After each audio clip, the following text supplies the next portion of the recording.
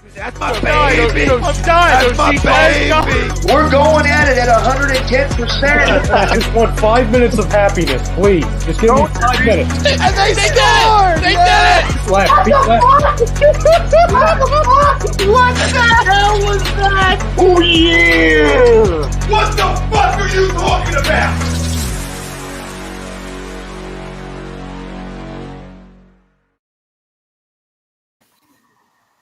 Welcome, ladies and gentlemen, to a brand new edition of the Hockey Happy Hour right here on A2DRadio.com. I am Matt Tsutsudi, along with the Darkwing Brian Daly. What's going on, everybody? And the broken one, Mr. Rob Povia. We got 14,000 strong in Smashville. Let's go. Yeah, we do. And tonight, ladies and gentlemen, as always, we are the Hockey Happy Hour, brought to you by Body Check Wellness. You can use the promo code A2D for 20% off of your order anytime you wish to go grab some hemp products that they have, topicals, ointments, gummies, edibles, and such like that. They also have THC-free as well to kind of ease yourself into that.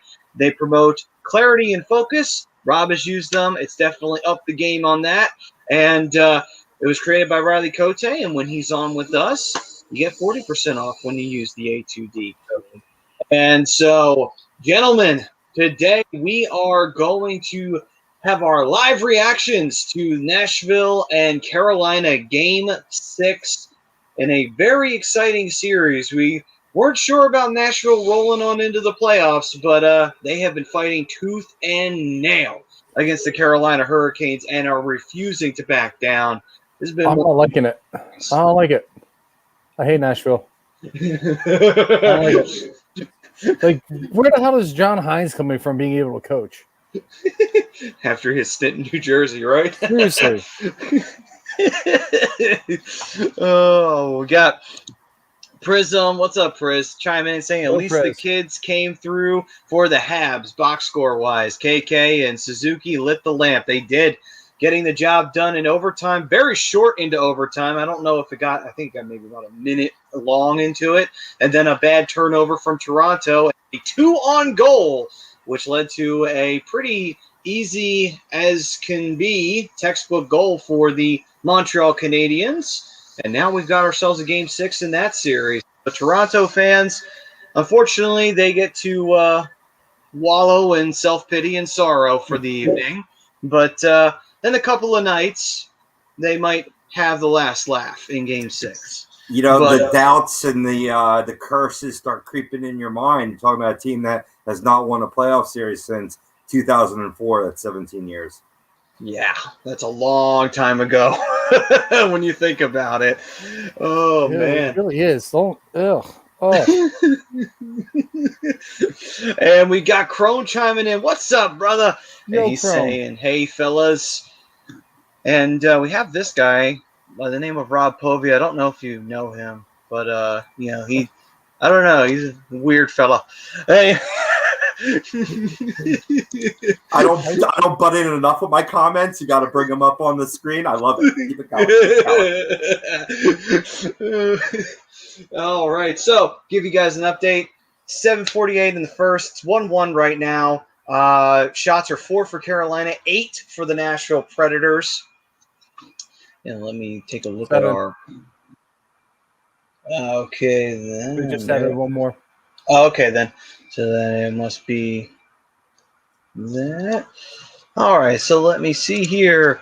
Our Twitter question. There will be overtime tonight in Game 6. Agree or disagree? That is for everyone to throw out there. If you want to see some OT tonight, you want to see some free hockey between Nashville and Carolina. We saw just a smidge of it against Montreal and Toronto. So that means one of two things. Either we're not going to see any OT because the OT went to Montreal and Toronto, or we're going to see a real long OT from Carolina and Nashville. You see, this series has spent a lot of extra free hockey, and I can't take another overtime game. I can't do it. The heart won't take it. No, it won't. I'm already having heart palpitations, and my team isn't even in it. I've actually had a chance to enjoy them since the Flyers aren't in it, because that's when it's just like, oh God, please no, not another OT. Someone please score, please let it be the Flyers too. But no, now I that think we're on pace to set a new record as far as overtime games in playoff hockey. So I've heard something about that. really, It's all like right 18 then. periods or something like that's the record. Ooh. Well then, let's get that record, shall we? Now, this is some exciting playoff action we got going on here. Having some extra time, seeing some great moments and some highlight reel chances. Seeing some great goaltending, too, from goaltenders who may not have a track record or goaltenders who do have a track record, and it's kind of fizzled out recently, but showing some flashes of their old brilliance. One particular gentleman we could throw out there is, even though his team did get themselves eliminated, I got to give a little bit of love to Mike Smith. He really busted his ass in that game 4. He lost in the end, but he made some great saves, though, during those 3 overtimes. It's just a shame that, overall he's trash. But at least those 3 OTs, I'm not giving him that. I give Mike Smith no credit for what he's done. That team did nothing to support him in that game. He made some crazy saves, yeah, but you know what? When you hold McDavid and Draisaitl to 9 points combined in that series, you got bigger issues than you think you do. And I think McDavid winds up being traded out of Edmonton within the next 2 years. Boy, if that happens, Edmonton fans. What was I saying? Edmonton's not going to win as long as they have a Mike Smith at goal. I said well, that's true, and that did come to pass, and it came to pass in a bad way too, because it was a sweep on top of it. Winnipeg I did not think that was going to happen. Yeah, the sweep just came right the hell out of nowhere. Like, my God. Well, Winnipeg shut down McDavid and the Draisaitl. Like, when you shut down their only source of offense, that's what's going to happen. True. There wasn't really any depth scoring from them. No, they were getting no scoring. Like I said, you shut down the 2 best offensive players in the league who play on the same team, essentially play on the same line. What's going to happen? You're not going to be able to generate offense. Then you look stupid playing against a team like Winnipeg. So we got Frank. What's up, Frank? Saying, hey, yo, sorry to bother you at work. A great night for playoffs in both the NBA and the NHL. I'll take your word for it on the NBA. Not sure on that. But still, yes, on the NHL side, definitely. Yeah, it's been exciting playoffs all around. And, I mean, it goes to show that, things are back to normal, boys. It's right there. It's right on the precipice, and we're seeing it. And you're seeing it play out, in particular in the NHL, with these, these regional divisions playing out to all these overtimes. I mean, this has been some incredible stories, some incredible hockey, lots of bonus hockey, as you said. Maybe we'll get some more tonight. Hopefully not. We already got the OT as far as I'm concerned. So I'm going to disagree with the Bull because Daddy's got to go to bed. You know what I mean? But in the end, I say that now, but the more hockey, the better, really. You know what I mean? I could always watch it tomorrow. I'll hit that DVR. I'm not. I'll just watch the highlights. Yeah, true. I'll watch my girl Jamie Hirsch on NHL Network. Nice. Unless Lauren Gardner. I'll DVR that. We got an LG alert. Hell yeah. Lauren Gardner all day, man. People love Jackie Redmond, but I'm a Lauren Gardner guy. Nah, she's got the personality, dude. She's definitely very witty, very knowledgeable. You know what I mean? In terms of the puns that she throws in there. You know what I mean? Like, you can tell those that are reading off teleprompter and those who aren't. And LG is not. No, she doesn't. And even if, she still is, she's putting all that stuff onto the prompter. Like where you write it. Yeah. Mm-hmm. You can tell there's that familiarity where it comes off natural. Yeah, mm-hmm. That's a little insider knowledge there. I mean, that's what we all do in a way or whatever. That's called preparing. You know what I mean? Mm-hmm. Putting in the time before your show. Absolutely, dude. Yeah. Absolutely. Yeah. We do that once every 3 shows here. Yeah. Give us a little more credit. 1 out of 2. Yeah, correct. We'll shoot for 50%. Frizz once again chime in saying late. Had to look up the scores of what happened today. I missed all games so far. Well, there was only one other game, so it wasn't as bad tonight as it would be another evening where there was 4 or 5 games or 3 games like we've seen. Yeah, we had a lot of series wrap up last night. Unfortunately, Florida went down. Sorry, Priz. I know you're rooting for your boys down there, but Spencer Knight, man, he shows that the future could be now, Brian. We were talking about it. Yes, we were. Yeah. And I think he is. And I honestly, I'm going to go out and make a bold prediction here. I don't think you see Bobrovsky in a Florida uniform next year. I wouldn't be surprised, honestly. He's been very disappointing ever since he signed that big contract. And that's not the reason why. One, you got Spencer Knight, who's playing incredibly well, who gave them an extra game and played really well in those 2 games. Then you have Dedringer or Dedringer or however you say Chris's last name. As your, yeah. Doppelganger? Doppelganger, yep. Rosenbagger? Cardinoser. But, you got 2 young, you got a stud in Knight. You have a serviceable backup. I think Bobrovsky goes up to Edmonton. I think they make a call. The big effect. Maybe. That might be a perfect change of scenery for Bobrovsky, honestly. I don't think he needs to change of scenery. I think he needs to be – I don't know. I think he just needs to be somewhere where there's not as much pressure on him. Maybe. I don't know. I feel like Oilers might put a lot of pressure on him, though, only because of the past issues that they've had with goaltending. It may be a very high-pressure situation for them, too, especially considering the fact they have Connor McDavid, and you don't want to be like Buffalo and disappoint your superstar to the point where he's ready to go. Well, by pressure, I mean, he's in Miami. The big cities he's played in, he hasn't really performed all that well. More the low-key cities like Columbus, he played well. But granted, he also had a really good defense in front of him. Edmonton doesn't have that great of a defense, but they have some serviceable players. And it's a more low-key city. So he could just kind of not chill, but he could be a little more laid back and maybe get back to finding his game the way he was playing in Columbus. Get relaxed. Mm-hmm. Yep. Miami is not relaxed. There's nothing relaxing about Miami. Well, yeah.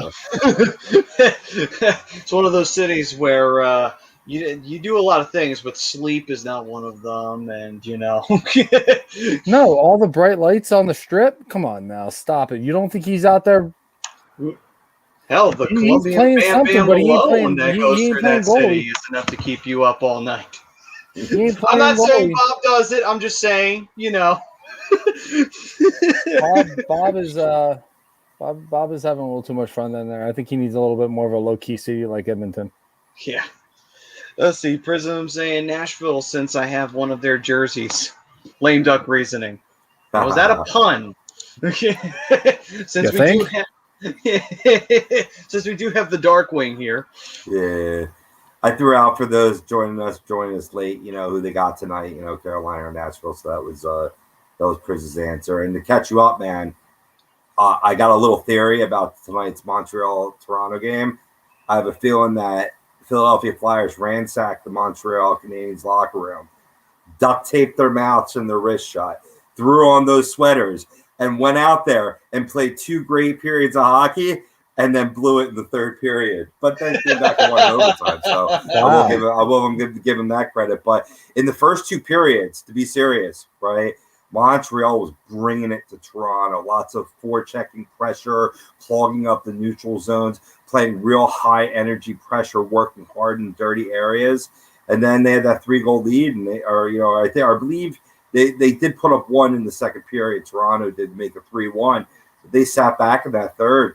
And it became the Price show pretty much, making save after save, and then he let up that one cheapie there, got a deflection in front of the net for Muzzin's second there in the 3rd period and tied it up at 3. But man, what a bad turnover in the offensive zone, and it was by former Hab, was it not? Yes.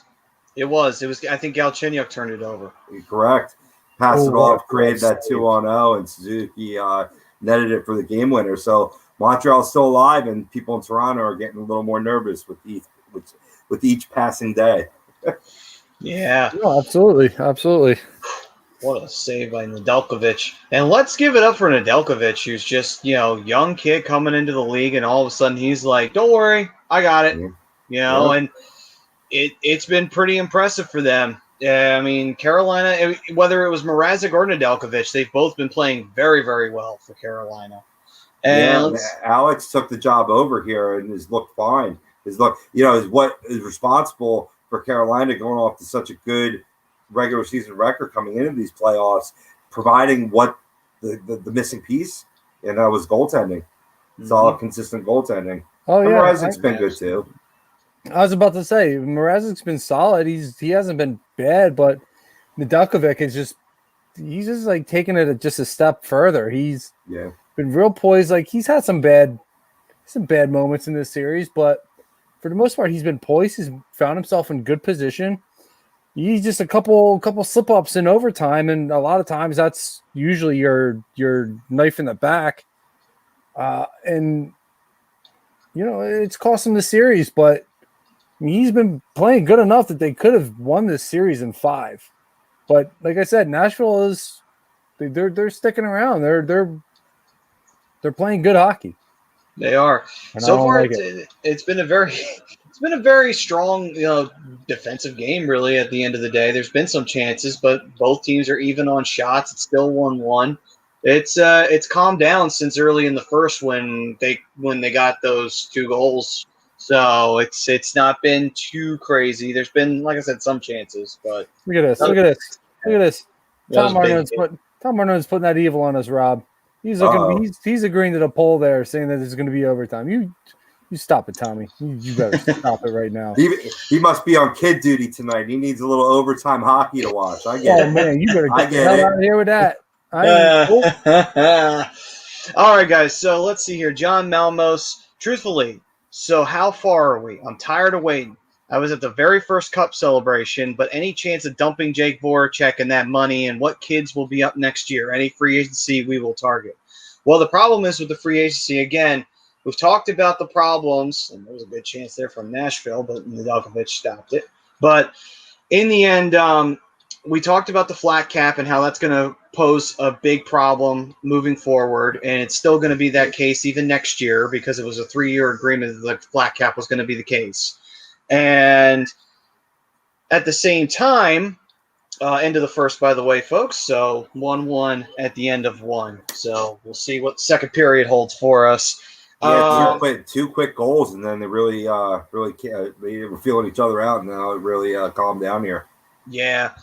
But overall, I would say, trying to dump Jake Voracek, really the way you can do that is if Seattle wants him, but it depends on when the Flyers are up to be, picked from. And at the same time, too, it depends on if any team's willing to take on the contract, which it's a little hard to sell that on a flat cap right now. That's why you're kind of hoping that the expansion draft is the answer.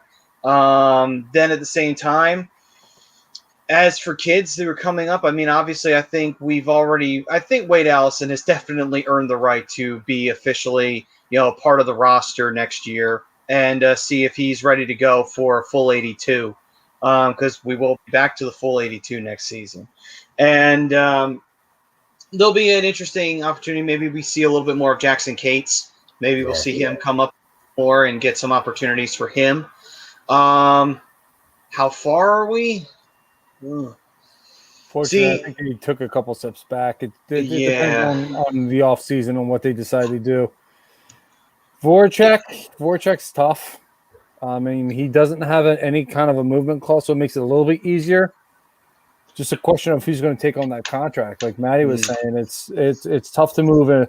He's like an 8.75, 8.8, something in that vicinity. It's tough to move. I mean, I'm sure Seattle will probably be the easiest bet, but there are teams out there that do have plenty of cap space that could take them on, but it's a question of how quickly are they going to be back to contending.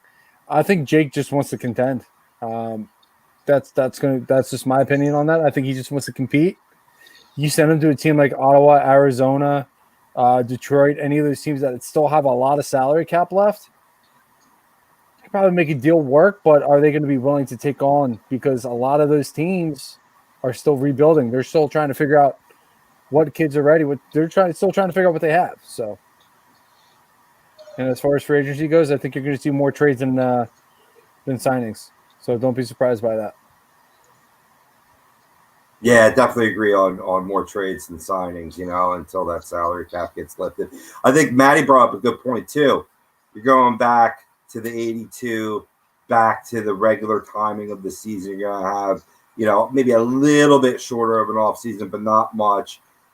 I really made it a point to hold all judgments during this COVID era. So, I mean, I didn't like what I saw in terms of this team being mentally soft and giving up. So changes need to be made. You're going to bring it up through the Phantoms for certain. Morgan Frost, I'm going to be excited to be healthy and back on this lineup.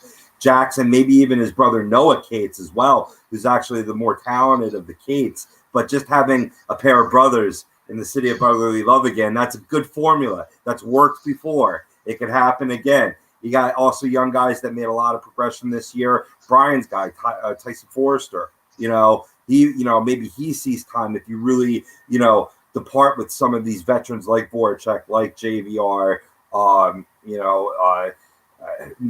there's even to Brian's point from a few shows ago, there's been some locker room disruption with Couturier.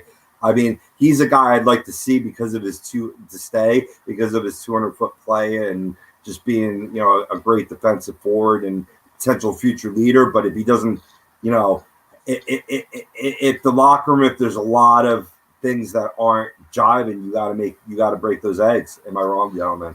No, you're spot on, man. But it also depends on, like with Couturier too. Like I agree with you, Rob. Like you don't want to necessarily give up on him too quickly because of his 200-foot play. It's not very often you find a guy like Coots who can be that 30-goal scorer that he is and still be able to play that two-way game as well as he does. Right. So you want to hold on to him as soon. Like all I hear is he's been a problem in the locker room, but they never said to what kind of extent. Is he a guy who's pushing guys to be better? Is he a guy who's pushing guys to take it a step further to stop being a mediocre hockey team? They didn't really specify on that. So, right. I mean, I don't necessarily know if he's trying to be a positive influence in the locker room or if he's being a negative influence. But if he's being any kind of a negative influence, as much as I would like to see him stay, you might have to let him go. No, I get it. And it's the overall commentary on the core of this team. It's the core of this team that has let down the city a lot, and the fans have been very vocal about that. We see it every day on Facebook. Like I said, I don't expect to see what we saw this season next year, right? I think you get back, even if the team stays pretty much as is, right? You're going to get back more to, before that break, before that pause of action, and a little bit better of play. But in the end, that still wasn't getting it done. This team needs more guys that are going to fight, that are hungry. That's what I saw out of Wade Allison, Matty. That's what I've seen out of let's not forget about Joel Farabee as well. Mm-hmm. Another future leader of this team. So, this team can morph very well.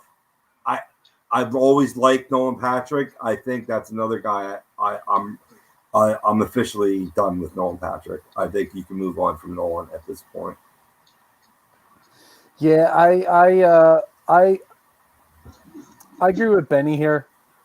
Benny says it depends on who the team is. He is disruptive with. Maybe one day I'm going to learn to read. I promise. Maybe the guys he is pushing are the guys who need to go. Maybe, like I said, not exactly in the locker room. So I'm not exactly sure what the situation is. Just hear multiple reports about Sean Couturier being disruptive. That's really all that is. But as far as Nolan Patrick goes, like I want to be on that. I'm done with him. But as soon as he leaves Philadelphia, he's gonna turn it on. Well, what I'm wondering too as well. You're laughing because it's true, Rob. Here's my feelings on Not Patrick. laughing. I'm shrugging. I'm like, I don't know. I mean, I'm just not seeing anything from him. There's no fight. There's no compete. There's a few shining moments, but I don't know. I just don't see it. What Tom's saying, it's sad that Nolan might be done. And Eileen's here. Hey, Eileen. She was wondering what the score of the game is. The game is currently 1-1 at the end of the first period. Go Kings, go. Yeah. Tom, I think it's with Carter Hart. It's definitely a mental thing. He's definitely in that situation where he definitely didn't regress. He's even come out and said that COVID has played a part in how things went for him this year, which is understandable. A 22-year-old kid lives by himself, doesn't really get to do anything other than go to the rink, which isn't always with the guys he wants to be with. And he can't get the workout that he wants to do because of regulations. And, it affects. But, there's definitely a sophomore slump. Some of the greatest goaltenders of all time have had rough early years and have just kicked it in. Mm-hmm. We just have to remember that Carter Hart's 22 years old. Most goaltenders won't hit their prime until 25. Yep. So he's got 3 years. Yeah. 3 years. And I agree. The concussions, it may have ruined him. But, I mean, with the luck that the Philly fan base has in all sports, he's going to go somewhere else and he's going to put up 30 goals. That's just how it is. My personal opinion on Patrick, again, after this shortened season, it's just one of those things of I'm not off of Patrick yet, but he's got very, very little leash with me now because I feel like, okay, he had a shortened season with the COVID and everything like that. Maybe that affected him the wrong way. He didn't play at all last year, and now he's coming into a shortened lockout season. Well, not a lockout season, but a COVID pandemic year to play again. Let me see what happens when he does a full 82. If he can get through a full 82, if we get around to if we get a good 20 or some odd games in, and he hasn't shown me anything this coming season, then it's all right. Yeah, I'm officially done with him because it's I'm not seeing anything from him at all because this is a chance now. Okay, you're back to normal, full 82. You're doing a regular schedule. You're not just facing divisional opponents that are going to fight hard on you. You're going to be facing teams that you're going to be facing on a West Coast road trip, or you're going to be facing off with an outer divisional opponent. And if he still shows me nothing, then it's all right, that's it. He's a bust at the end of the day. And it's very, very little leash with me right now going into this season. And the only reason why I'm holding that off is because he didn't play at all 2 years back. And on top of that as well is that this was that shortened year in COVID. And in light of what happened with Carter Hart, maybe the same thing happened with Patrick. It's possible. I'm just going to wait and see what happens next season. But like I said, very short leash. It's not even to the All-Star break, That's the best point I heard right there is that, if I'm going to give Hart that grace, why am I not giving it to that kid? It's just because I see him in the same boat as Oscar coming back from illness. You know what I mean? Him in the head, Oscar, with the Ewing sarcoma. But what you saw at Oscar was he may even get into a fight to try to change the momentum of the game, which is so not in his playbook, really hungry, having a nose for the net all the time. There were times where he played behind, he was playing catch up. He was chasing the game, right? That's natural. You expected that. And I expected that from Nolan as well, but it's the compete level and it's the overall compete level for the whole team. But like I said, COVID affects people in different ways. What was it? Flyers goalie coach, Ken Dillabaugh, I believe. Dillenbaugh, thank you. Yep. He has zero worries about Hart's, chances of rebounding next season, and breaks it down in that context. He was on with Martinez the other day on his podcast. So, maybe I should give Patrick a little bit of time. It's got to be a short leash because if you're stopping other guys that could be up with the big club that could be contributing. Like, you know what I mean? If he's blocking Wade Allison, so you know what I mean? Which, different positions. It's maybe not the exact greatest example, but another guy that could contribute more, then you got to move on. You know what I mean? Mm-hmm. But yeah, maybe you should give him a little more time in that respect. And to Tom's point, he says that he still doesn't know about the team. Prospects haven't lived up to expectations. This is Philly farm system type of concern. It's definitely not that bad because the Phillies farm system is putrid. I mean, there's 0 options down there.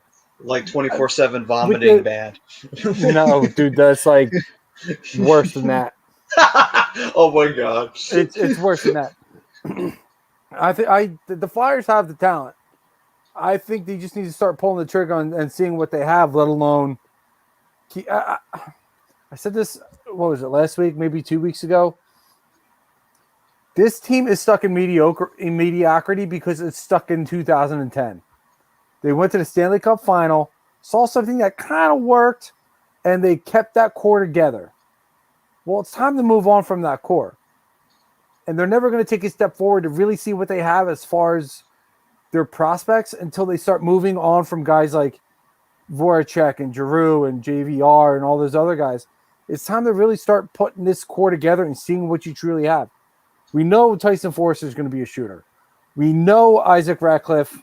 Well, I really don't know a lot about Isaac Ratcliffe because he hasn't gotten a shot yet. Wade Allison, we've seen him as a junkyard dog. He's going to go after pucks. He's going to get in the dirty areas.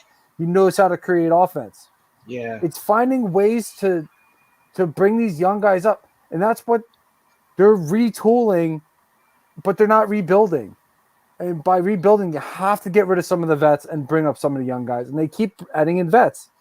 Now, if I'm the Flyers this offseason, and we've talked about this numerous occasions, I'm targeting a D-man. If I can get Seattle to take Jake Voracek's contract, if I'm Chuck Fletcher, I'm getting Dougie Hamilton's agent on the phone almost immediately saying, yo, we want Dougie here. What do we got to do? We need the defensive help. We need a leader on the back end. What am I doing? What's the numbers here? We got space now. I'm moving bodies in order to bring younger guys in. And Dougie Hamilton, I think, is 26 or 27 years old. Yeah, he's not that old. Yeah. So that works out perfectly. He's a top 15, arguably top 12 defenseman in the league. No, we know. Yeah, we definitely been talking about that for a while now, about how this team needs to kind of revamp itself. And one of the things it needs to do is it needs to be willing to move some of the players around that have been around for a little while. And while they had a big part to play in the past, it's time to move forward. And that's what you got to do sometimes. Hard to say goodbye, but, sometimes you got to do that. But bye. It's not that hard. Bye. But it's so hard. Just it's so hard to say goodbye. But speaking of two teams that I think need to start thinking about saying goodbye to some players, Washington and Pittsburgh, because they both wound up getting eliminated for the third year in a row in the first round. I mean, don't get me wrong, you got Ovechkin and you got Crosby, they're lifers, we know that, but it's like you still didn't do anything. If you got to the first round and you shat the bed once again, it's like, just saying, might need to start thinking 3-4 years down the line from now, maybe 5 years down the line from now. Hang on. Pittsburgh, I'm not that concerned about. Because think about where they were before they hired Ron Hextall. Think about where they were when they finished. Yeah, good point. Yeah. So I'm not as worried about Pittsburgh because they played better when they switched out their GM. And they made a few moves that really helped and benefited the team. Kind of got them a little bit younger as well. Washington, all right, let's talk about Washington. I agree with you there. It's time to really start considering, because they're going to re-sign Ovechkin. You know that's going to happen. You still got Ovi for a few years, or Oshie for a few years. You traded one of your better younger players in Jacob Verana for Anthony Mantha. So this team's going all in. You went all in for what exactly? I mean, I get it. This year's playoffs were a little different. They were a lot different. But you got to start. This team's got to start getting a little bit younger now. I think Anthony Mantha is going to be UFA or at the end of the year, I believe, might have another year. Oshie's still locked in for a few years. I mean, Samsonov was actually pretty good, albeit being a fairly young goalie who's was essentially just given the reins. And now you got Henrik Lundqvist coming back next year. I think that's going to help moving forward. Believe it or not, even though he is going to be 41. Yeah, next season. It's one of those things of where it's like Washington has been still trying to make one last run at the Cup, and I get it. I mean, you've got the best goal scorer of this era, on your team. I understand that, but at the same time, it's like you might want to start thinking about your future because what's going to happen when he decides to hang him up, and then you don't have that guy no more. Did you take the steps to adjust for that period? If not, then you're going to have a really bad drought period where you're going to suck ass and just be dead last for a long time. You don't want to go through that, but that's what happens when you try to go that way. But for Pittsburgh, you do have a good point. Plus, also they have Hextall. Hextall tried to do this in Philadelphia where he tried to revamp the team, and he did do that, and then Paul Holmgren got impatient. But, then you also have the situation. Which kind of right now looks bad. What? Which kind of right now looks bad. Yeah. And it's one of those situations where he could pretty much turn the team around with getting some younger talent in there and not afraid to trade away some of the players that have been around for a little while in Pittsburgh, but doing it for the smart reasons, and that's to get good picks and to get opportunities at it, So that's what he did with Philly, and that's what I think he'll most likely do with Pittsburgh, which is terrible news for Flyers fans, but it is what it is. Benny, wait, go back up. He had a great question. He wants to know if they do bring in Dougie Hamilton, who you pair him with. I'll put him on the line with Provy. Yeah, I was going to say Provy would be the optimal choice there. And then Mike Passacucci saying they need 2 defensemen and bigger forwards. We got pushed around way too much. Don't disagree. You got what's his face? Bunneman. Bring Bunneman up. Connor Bunneman, a big body guy. Yeah, he could be a little physical. True. Why did Nashville have to make the playoffs? Why did they have to make the playoffs? Because Matthias Ekholm would have been the perfect piece that the Flyers could have grabbed if they were sellers at the deadline. I listened to an interview pregame where when I think it was Captain Tappan was asking him, what adjustments that need to be made from game 4 to game 5, and he just gave the most intelligent answer about it's not about adjustments, it's about tweaking things here and there, recognizing what we're doing well and continue doing that and playing hockey the right way. Wow. What? Why didn't it? Oh, I can't even really blame the play of the puck. That was sorry, Rob. That was the worst time.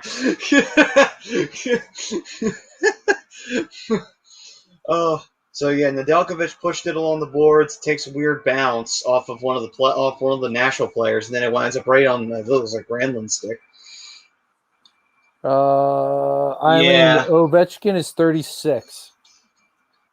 We're gonna be 36. Yeah, so he's not old. It's just one of those things. It's not him really. The team around him is the big concern, because it just seems they're trying to make that team make another run to the Cup. But the thing is, it's like you don't see them. They have some youth. Carolina tried, but I think it went out of play.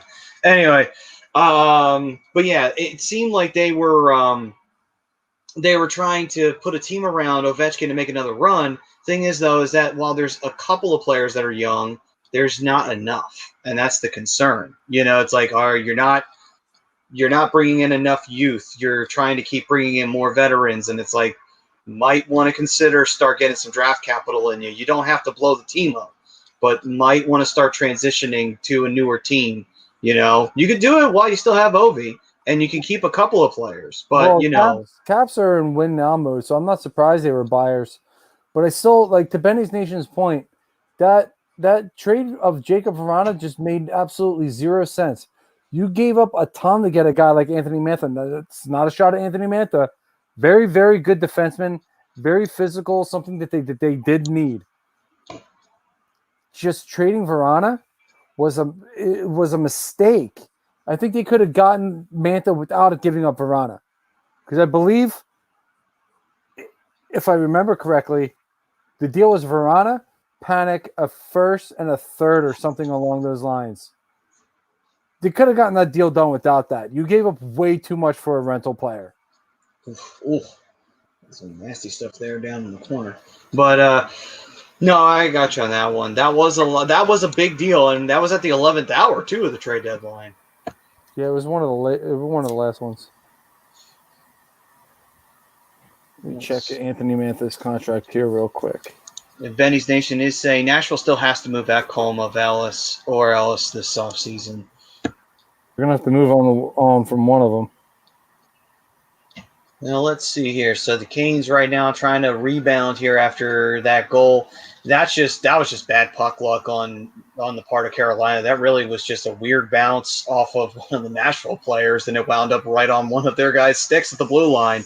Not much you could do about that. That's just bad luck. Oh wow, they have him for 3 more years. Wow. I thought that contract extension was not as recent as it was.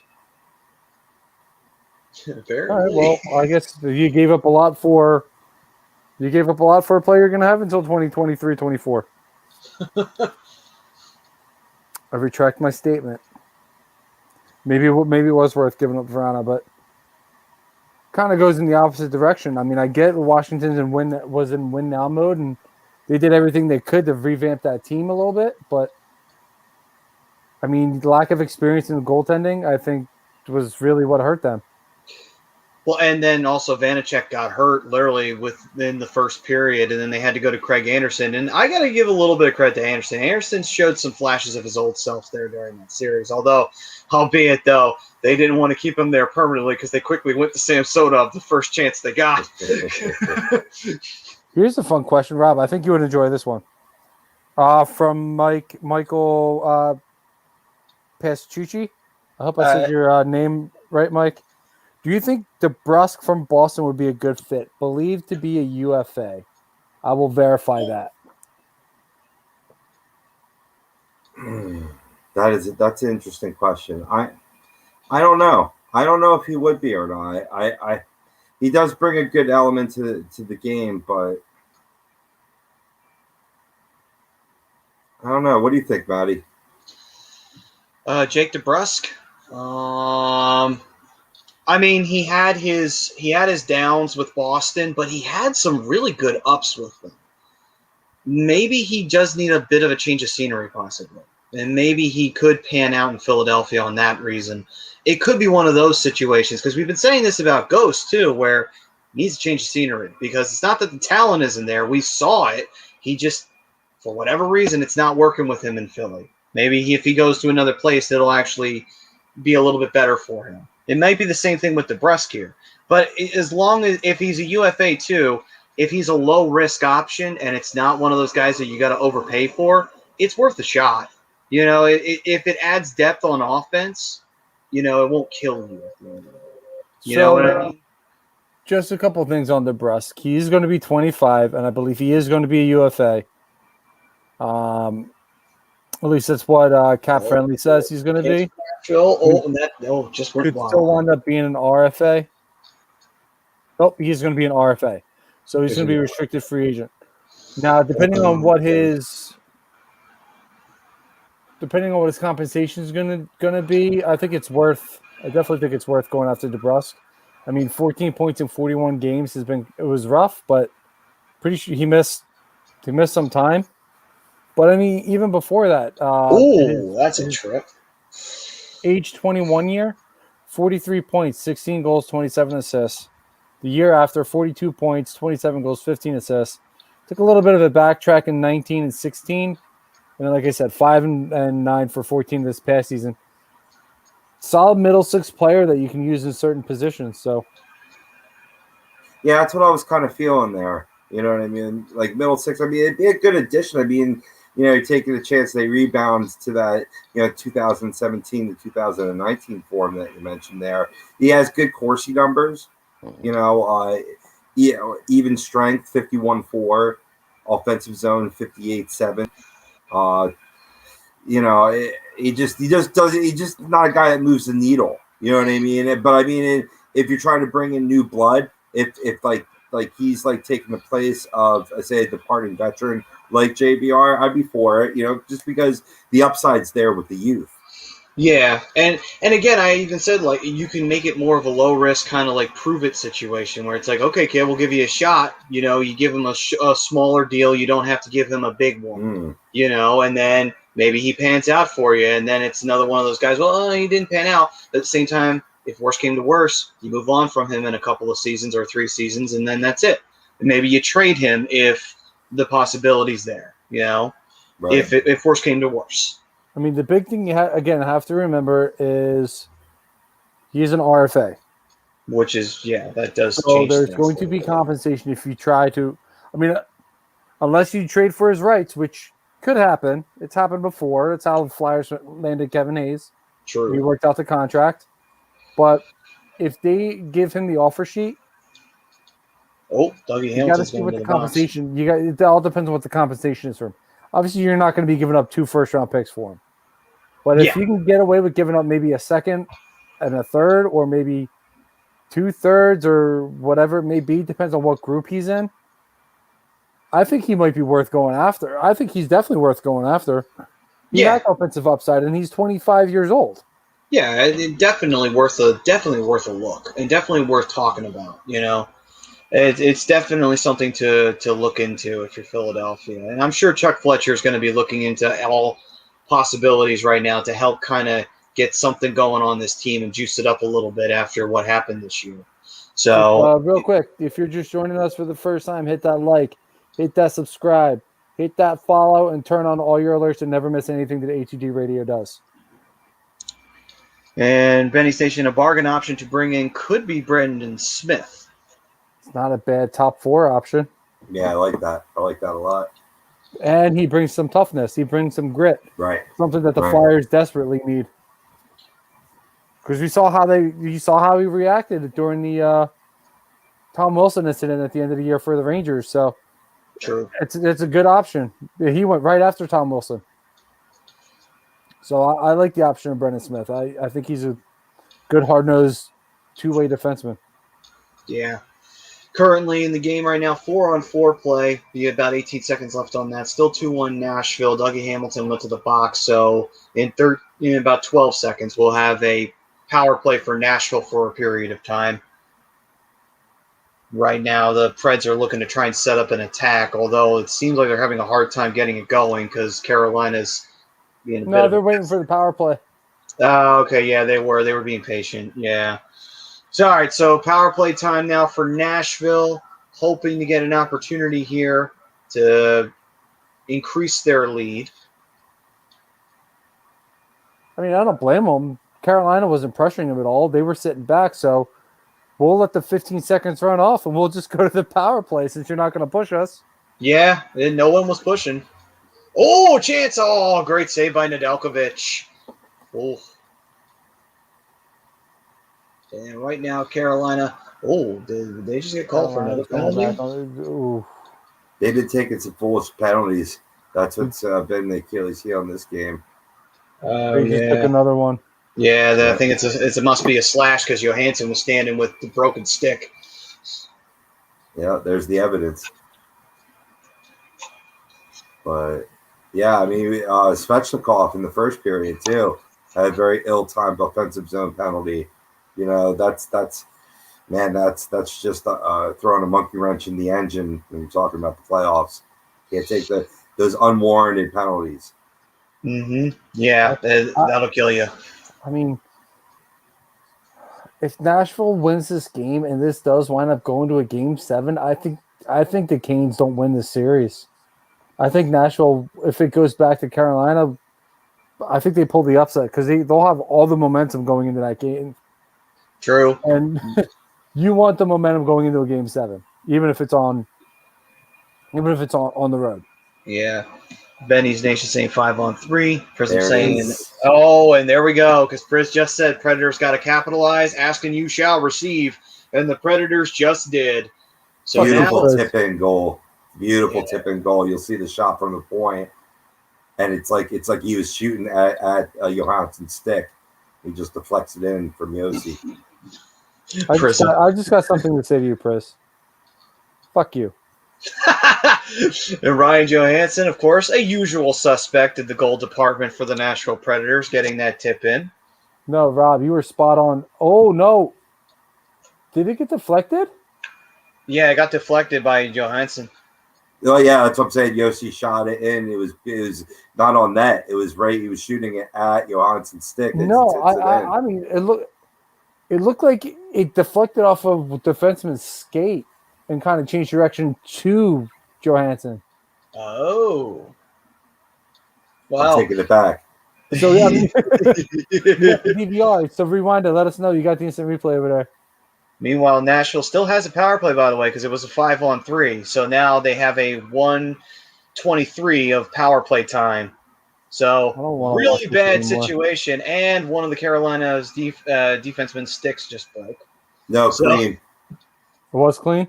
Yeah, it's clean. All right. Well, then, yeah, absolutely. Rob, spot on there, brother. Oh, and when they showed it from behind, from behind the goaltender, it does look like it goes off the defenseman's stick, but looking from center ice, and it was about a good foot and a half, but it totally did look like it went off the skate there, right? From that angle. No, listen. All in all, great play. I mean, Ryjo going down and putting himself in great position at essentially the goal line, and just great read by Roman Yossi to see him down there and put a little heat on that pass, and unfortunately it's 3-1. Yeah, Prism saying, "Trust me, Darkwing. I'd rather be the Panthers than be in this position." He would rather see the Panthers. His boy called here. Which, by the way, that's what these two teams are fighting for. They're fighting for the right to face the Tampa Bay Lightning in next round. So. Which, I mean, they surprised me with their legs, man. Yes, starting at the top from Steven Stamkos, the beautiful one-timer. That it was so funny, Brian. We're chatting, and I go, "Wow, I couldn't even have stopped that." And then the NHL puts out the highlight reel, the little notification, and says, "No one's stopping this slapper from Stamkos." I'm like, "You're a day late and $1 short, NHL." Yeah, exactly. But here's the thing about Tampa. They're really not like, and I realize I'm saying this as an outsider looking in. I don't think Tampa Bay's a hard team to beat. I'm not saying that they're not good. Obviously, they're good. They're one of the better teams in the league. But there's one really easy way to beat Tampa Bay. And nobody seems to want to. I mean, I get that there's, shit happens, but stay out of the box. Don't give. And it's a set play every time. It's a set play every time. They always give it to Stamkos for the one-timer. Boy, that Carolina's putting that pressure in. Oh, wow. What a great defensive play there. Gotta. It's a set play every time, and no one seems to stop it. Yeah. Get a guy on Stammer and just don't let him go. Yeah, it was a frustrating series of events for anyone out there who was rooting for the Panthers. I mean, literally anything that could go wrong went wrong for them. And then they did manage to get a big OT win in Tampa, but then they didn't do so well in Game 4, and that pretty much was the death nail. Well, really, you could say the death nail was losing the first 2 games at home. And then they did win Game 5, so they at least won a game at home. But really, at the end of the day, it was too little too late, because then you go back to Tampa to try and win in a Game 6. Ugh. And Bazzi just said, "Fuck you, you ain't scoring on me." Jesse, seriously, I need Vegas to step it up here. I got $100 riding on them. Oh, there was a penalty missed. The But you fans were got not 200 from me if the Wild upset them. Yeah. Oh, there you go. And Jesse's saying, fucking Vegas. I It honestly shouldn't have forgot been. about that. Looks like they're sleeping, not moving their legs. Yeah, Vegas, unfortunately, not a great game from them against Minnesota. And it didn't take long for Minnesota to score either. They got off to a real hot start, and Vegas had no response to that. Vegas did eventually get something going, but it was too little too late by the time they started doing it. It's not that Vegas isn't moving their legs, Matty. It's Minnesota is just faster. They And are. KK is prime example number one. I mean, he hasn't been really showing up on the score sheet, but Kaprizov has like that team is just fast in Minnesota. Their transition is almost as quick as Colorado, but I mean, Colorado just knows how to put the puck in the net. Minnesota, I mean, they've been doing it really well at Las Vegas all year long, and I kind of expected this to be a better series. Sorry, I didn't expect it to be as good of a series as it's been. It's another series, man, that I just can't win some of these. Just can't win some of them. Yeah, Benny's Nation saying, speaking of Nashville, can you recall a duo of players in Johansson and Duchesne falling as hard as they have? Nope. Define falling. Let's see here. First, I'm saying, yeah, well, Leatherface killed her once already. Oh, God. That's What the hell is he referencing. talking about? He's talking about Texas Chainsaw Massacre 2. I've never seen it. You've never seen Texas Chainsaw Massacre 2? Don, you. my friend. How we doing, D?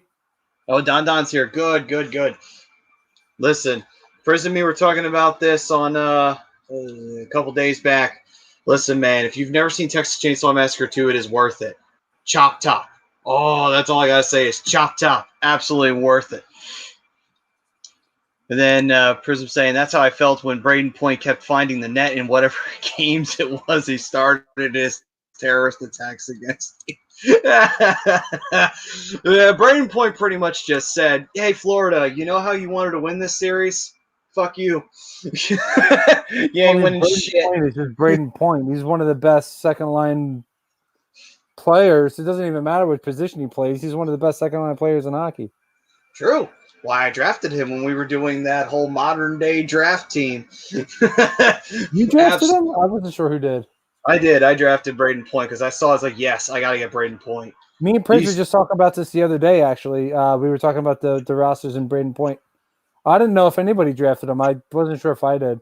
No, I got him. I got him actually. I got him pretty late in the draft, if I remember, because I think everybody was picking other guys, and then I said, oh, shit, Braden Point's still available, and then I just snagged him. But to be fair, we had the entire league available to us. So I mean, I do remember some shithead taking one of my players in the, I think it was like the second pick.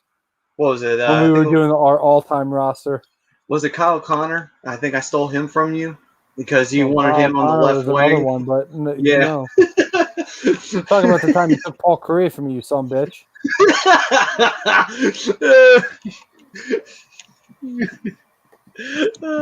That's why we love doing the draft shows. It's always fun to do that. But you see, karma will come back to me, and you guys will steal shit from me once we do them again. That's what's going to fucking happen this year. Anyway, Carolina, with a great chance, but a good defensive play from Nashville. Benny, real quick aside. I saw this meme earlier today, and I thought of both you, Maddie, and Priz. And it said, you, as the other person's quote, you can't listen to metal music forever. Me, and it's, using Leo DiCaprio from Django Unchained. Right, the meme picture that they use, right? But he's all old and gray, going, "Watch me." I immediately thought he Prince when I saw that. That is great. Continue your hockey talk. And what's funny is like your metal music is like metal music, especially Priz's. I've listened to some of Priz's stuff. I like metal, but that's too much. No way. I know Priz, you love Gojira. Give me another band that's like in your top 5.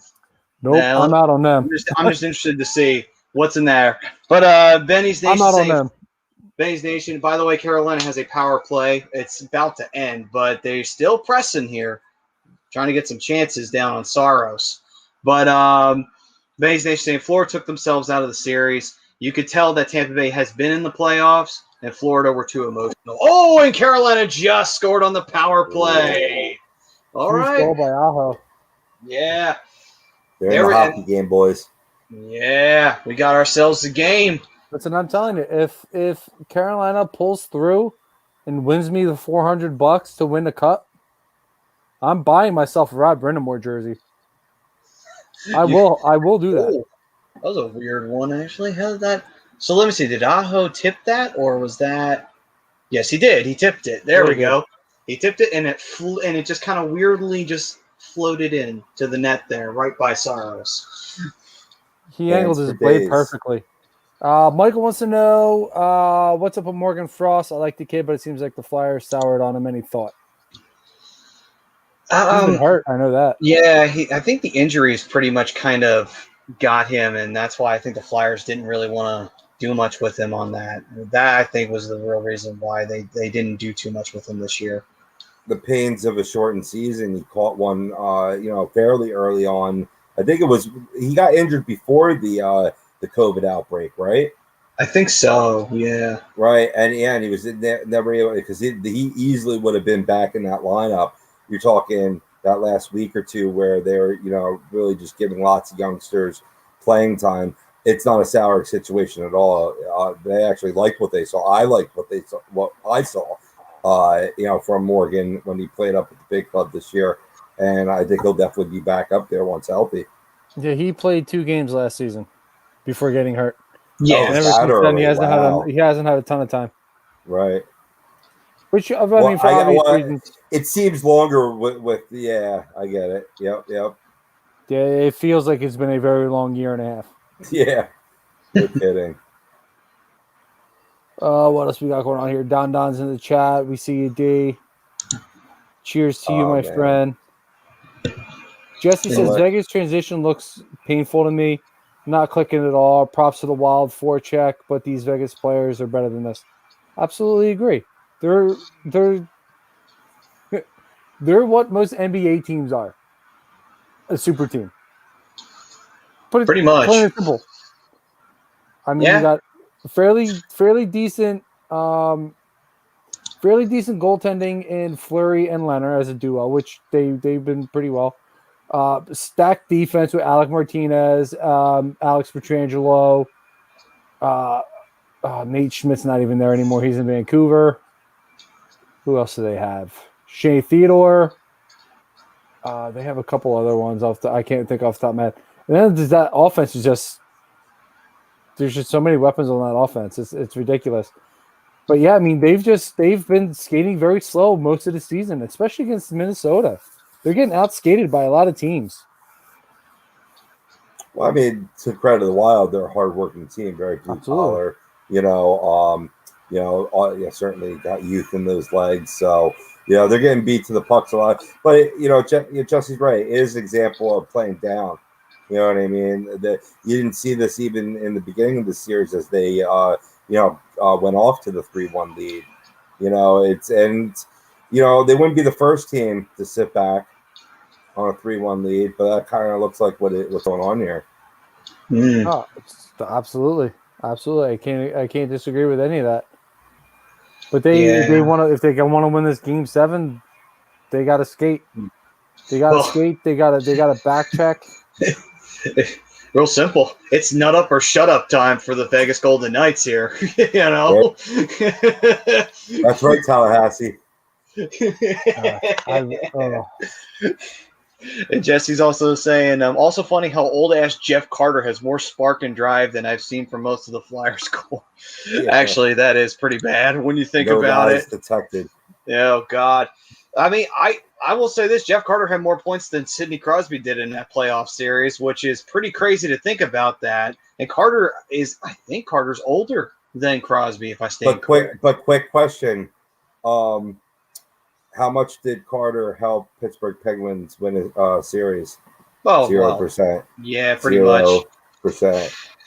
So you could take old ass Jeff Carter, who definitely played with heart, but man, he slowed down tremendously, from his Flyers years, of course.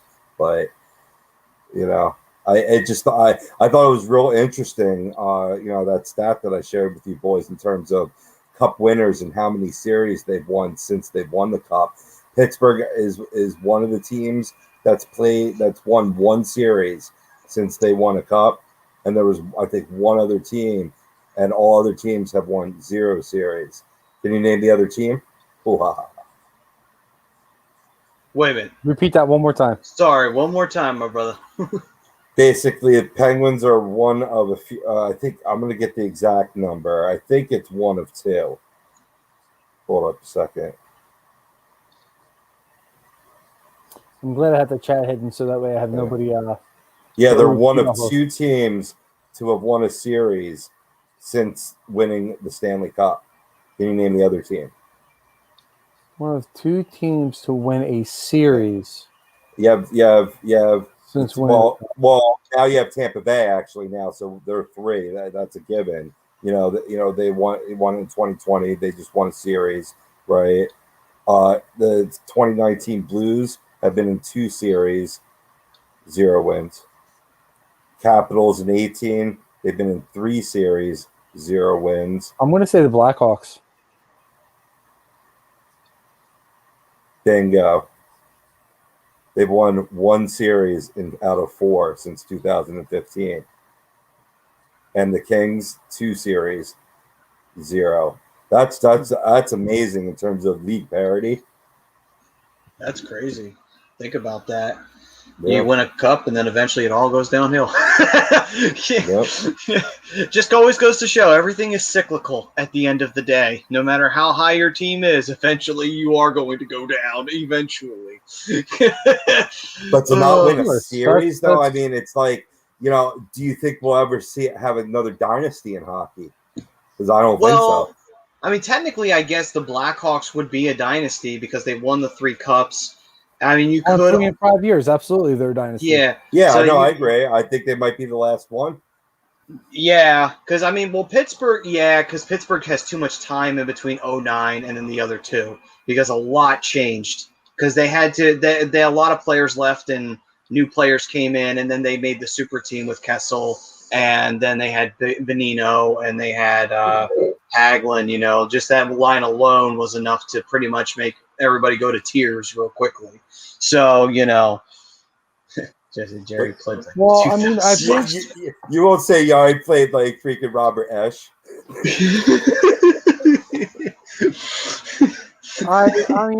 I think we'll see the dynasty again. Roman Czechmanic. Oh my God, he's the reason why you see so many head saves these days. Well, I mean, I don't know why somebody would measure themselves up to Czech Man. It's like, yeah, he was great during the regular season, and then when the playoffs rolled around, he was fucking shit. So it's like, why? Like, he did fuck all when it came time for the games to matter. Jesus. And to think, we wasted 3 years on him. We should have just kept Brian Boucher. When you really think about it, we should have just kept Bouch. Looking back on that. Man. Watching this commercial during this game, man, that actress Melania Villeneuve, that she does the AT&T commercials. She was on Silicon Valley on HBO. Oh my God, she was. Her breasts just keep on getting bigger. It's such a beautiful thing. I mean, she's gorgeous. She is gorgeous. I had to do a quick timeout in homage. It's understandable. You have to sometimes worship at some altars, and it's understandable. My God. We are very religious here at the Hockey Happy Hour. I feel like going out on a boat right now. You know what I mean? I've been out on a boat all day. It's Yeah, I'm ready to go now. Oh, that's great. A motorboat. Let's see here. All right, so let me see. Oh What my did Prism God. put in his top 5 on his medal guys? So let's see here. So Prism's is Genocide Pact, Chemist, Woods of Desolation, Behemoth, and Carcass. Okay, so I know 2 of those bands. I know Behemoth, great black metal band from good old Norway, and Carcass, death metal band from, I believe, Sweden. And they are freaking badass as well. So I know 2 of the bands. The other 3 I do not. So there you go. I don't know any of those bands. Prism I'm sure- is more metal than you are. Well, I don't know if I would say that. But Well, yeah, everybody has different taste in bands. I'm sure there might be a couple bands you know. Carolina's starting to press again. Yeah, they are. Ooh, they hit the post there. They did, man. Yeah. It was a great chance. Yeah, going cross post there from in tight. That's a gorgeous shot. Wow. Goaltender's best friend. Yeah, it is. It is, man. What did Wah used to do? He used to talk to him. Or was that Berger? No, it was Wah. It was Wah. It was every goaltender that's ever laced them up. I was about to say it's every goaltender, Matty. Bro, Berger used to kiss the posts though. Like when they would make a save for him, he would kiss them. I'm not surprised. Yeah. But I'll stop myself there before I get myself in trouble. Oh my gosh.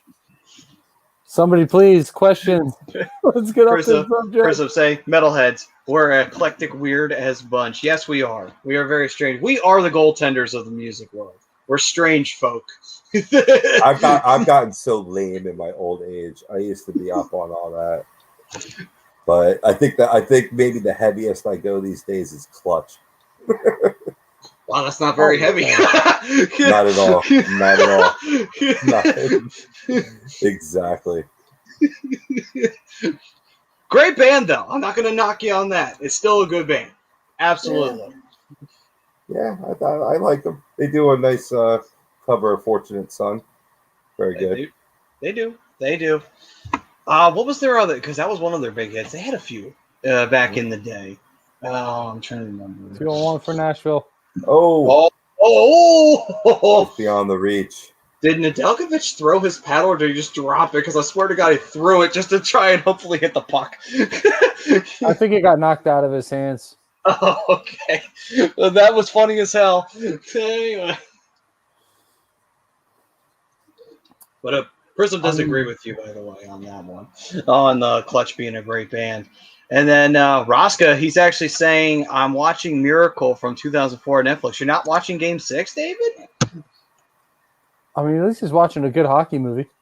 Well, that's true. He is. I'm kind of for that, man. You know, you're watching a lot of games, and it's like, all right, maybe this one series I'm not so interested in. Although this has been one hell of a hockey game. I mean, both teams are playing full throttle since the opening face-off. But I've done that too, where I got to take a break from the live game action, and like that's exactly what I'll do. I'll throw on like a hockey movie. I got you. That makes perfect sense. Like I said, at least he's watching a good hockey movie. Prong's another good band. That's a band that kind of fizzled out, though, and it's a shame that they did because they had a lot of talent on them. They're still making music from what I think they still are. I think they're still active, but it's all underground now. But I'm surprised they didn't last as longer than in the mainstream. Anyway. But yes, Chris, I do remember. But I will say that I may not know your newfangled bands, but I did see Anthrax and Slayer back at CBGB's. So fuck off. You did do that, and you know this because that was one of our first conversations. Yes. Now it's a shame because I never got a chance to see a show from CBGB's because the goddamn thing closed down before I was able to go because all good things. Shithole, though. Very much so. It doesn't matter. All shitholes can be great still at the end of the day. I mean, Vet wasn't the most beautiful park in the world, but you still went and watched a game there, did you not? Yeah, but it closed down over time. It did, but still, I did get a chance to see that, and I did get to see his game in the Spectrum, so at least I got to do that. I had one of my greatest moments, believe it or not. I mean, it was kind of a little traumatic even for me because I was young. I was like maybe 10, 11 years old. but it was at the Vet, and it was a game where I think Mets won like 13-2, right? And I've always been respectful, especially because I'm always in mixed company. I go to your house, I'm respectful, and I did that from an early age, and that's how my whole family operates. And of course, we're representing our garb, so we're walking down the exit ramps, and it had to have been a dude that was my age now. Maybe it was me in the future. Who knows? Maybe I'll become a Phillies fan. But he comes up, and he gets on my face, and he's like, "Fuck you, man! Fuck you! You go back to New York, you fucking New Yorker! Fuck you, man!" And I just looked at him and I laughed. Oh my God, that is great. I was like, this guy lost it. Oh my Lord, that is freaking Say great. that to a kid. Yeah, and that's when my dad put hands on him, and it got a little rough. As he should have. He should have. Yeah, I will agree. That I mean, as someone who likes the Philadelphia teams but me as like Flyers are my team, but if a Philadelphia team does good, I'm like, yeah, good for them. It's like, yeah, that's bullshit. That really is.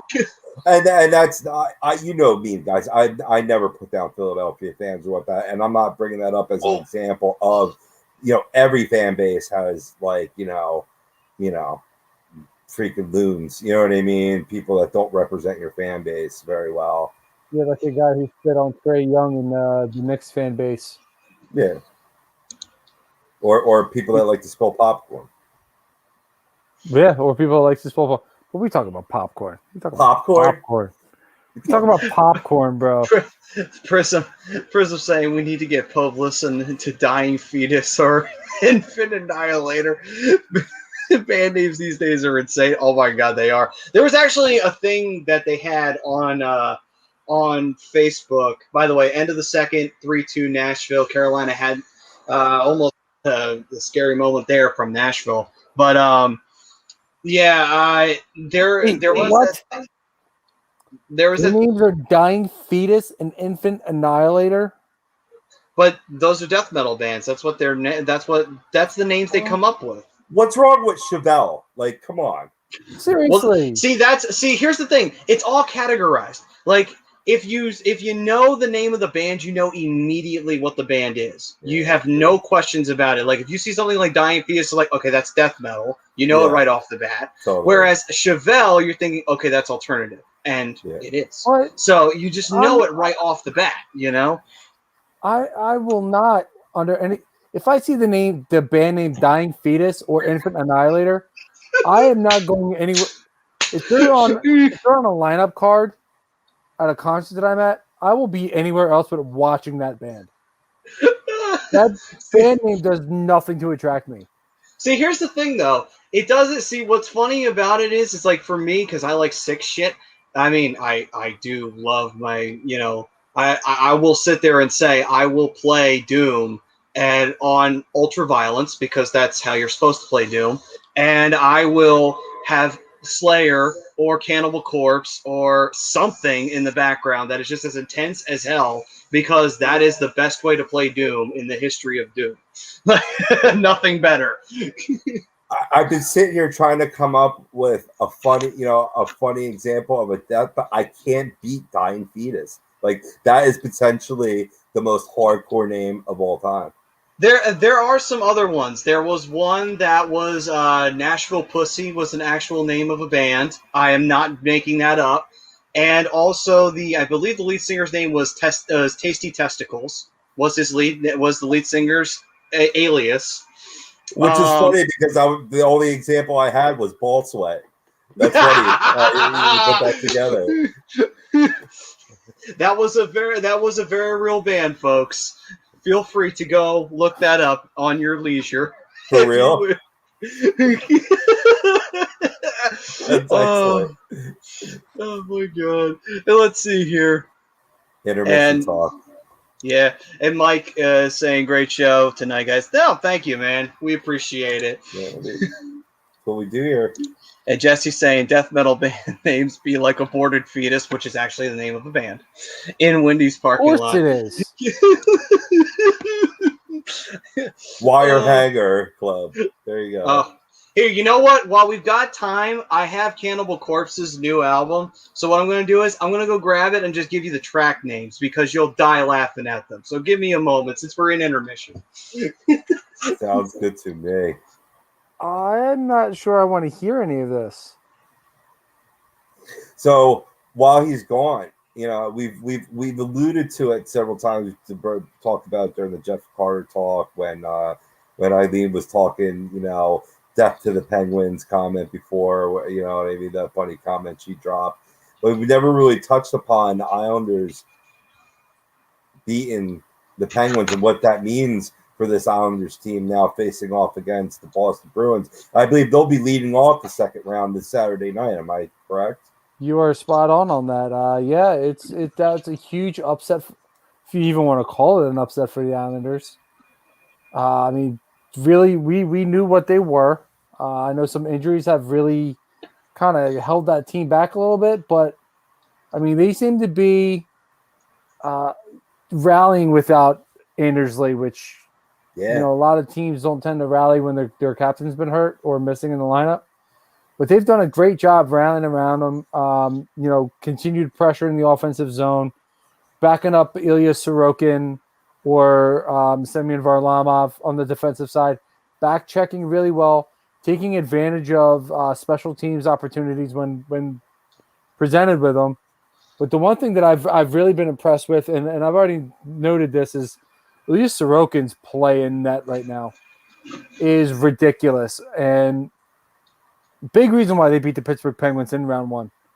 His poise, his ability to read a play and put himself in good position to make not just the initial save, but the secondary and third chances as well, has been huge for the Islanders. And it's a huge reason why they beat the Pittsburgh Penguins. And especially when you're keeping guys like Sidney Crosby off the score sheet. It says a lot about that team. Correct. Nashville has a 3-2 shot advantage in this game. That's interesting. I wouldn't expect that. And they also have a 3-2 lead. Correct. But yeah, you're spot on, Brian. I think they'll definitely. They're a tough team. They're tough out in the playoffs because they're built for strong playoff runs with the Trot system. So Bruins will they'll have their hands full. Absolutely, and so will the Islanders. I mean, we know this Bruins team. They're a tough team. They don't quit. You got a lot of experience on that team, and they're another team where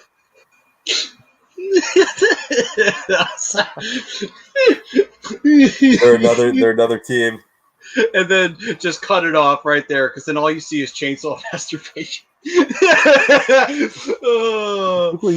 don't know who started this conversation, but this is great. This is a great segment. Come up with your best creative death metal. Here's Benny's Nation. My band name is Taint Twister, which that's a good one. That's a very good one on that one. I gotta give you that one.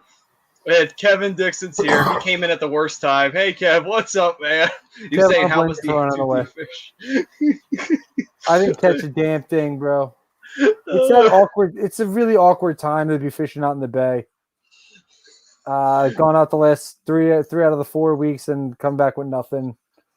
All the winter fish are starting to move back out. All the summer fish are starting to move back in. It's just that awkward transition period. About mid-June, everything should start picking up again.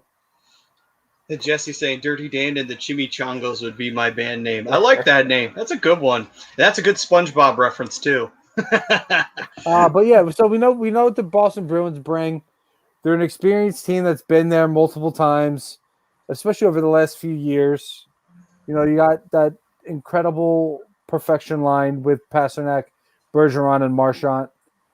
Essentially an unstoppable line, and Pasternak just alone is fairly unstoppable. They're another team like Tampa Bay. You can't be, and I noticed this about the Islanders in the Pittsburgh series, is they take some untimely, stupid penalties. Can't do that with Boston. Boston's going to make you pay for those.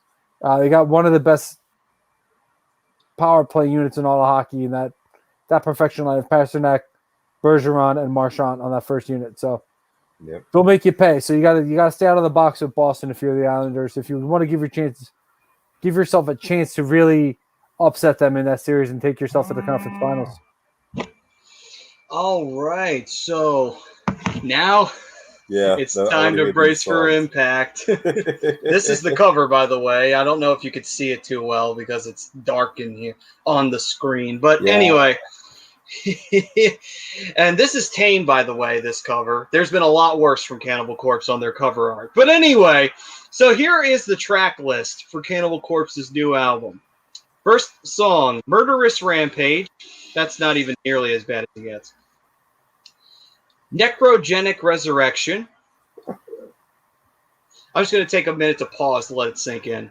Oh, God. Inhumane Harvest. Okay. Let's see here. Condemnation Contagion. Surround, Kill, Devour. That'd probably be my favorite song. Ritual Annihilation. Oh, like that. That's nice. Follow the Blood. Ooh. Bound and Burned. Slowly Sawn. Over Torture. And Cerements of the Flayed. That is the track list of Cannibal Corpse's new album. That is the name of their songs. It's like satanic poetry. That'd be a great name, satanic poetry. There's Yes. my new name. There you go. There you go. Satanic Nice. poetry. Actually, that's not a bad name. That's a good name right there. See? See, we found it. We found it. It was better than the other one I was thinking of. Was like, what was it, Sex Pirate or Sex Piracy? Sex piracy. You could always go down the route of Scott Pilgrim versus the World and go Sex for Bombs. There you go. There you go. Prism has another one here. He says Nervous Marvin and the Hand Jobs would be a good one too. Jesse Tuca's hated because he opted out last year. Oh my god. Yeah. Hey, let's see here. Yeah, here's my thing though with Tuukka Rask. You know, I don't understand. The fan base shits on him so hard. And it's like, I would have murdered someone and sat in prison and died in prison if that meant the Flyers were going to win a Stanley Cup because Tuukka Rask would have been the goaltender. Like, I mean, swear to God, Tuukka Rask is that good of a goalie. And yet Boston shits on him every chance they get. It's like ungrateful sons of bitches. Ungrateful bastards. I would have murdered a human being, ended their life to have Tuukka Rask on the Philadelphia Flyers, and you absolutely just shoo him off like he means nothing. The first chance you get, you shit on him. Fuck you. Seriously, that's the way I look at it. It's like Rask is an amazing talent. And yeah, so he had a bad Game 7. A lot of goaltenders happen that way where shit happens. It's fucking unbelievable. It's ungratefulness. Yeah, it's extreme. It's harsh. You know, has he not come clutch in a few spots? Yeah, you know that is true. And if you're in a big market, you are going to be over scrutinized for that. You know, we see it. We see that in Philadelphia. You see that in New York. Of course, you're going to get that in Boston too. But it's unfairly due. And then Brian hit the nail on the head before. It's because you know lack of respect for him opting out, and he actually showed up. And he thought in the best interest of his family, and to hold that against him, I mean, I get it. You know, people want to come around saying like, "Oh, people live scared." Well, you know what? Fuck yourself, man. Everybody has a right to live their life how they want to live it.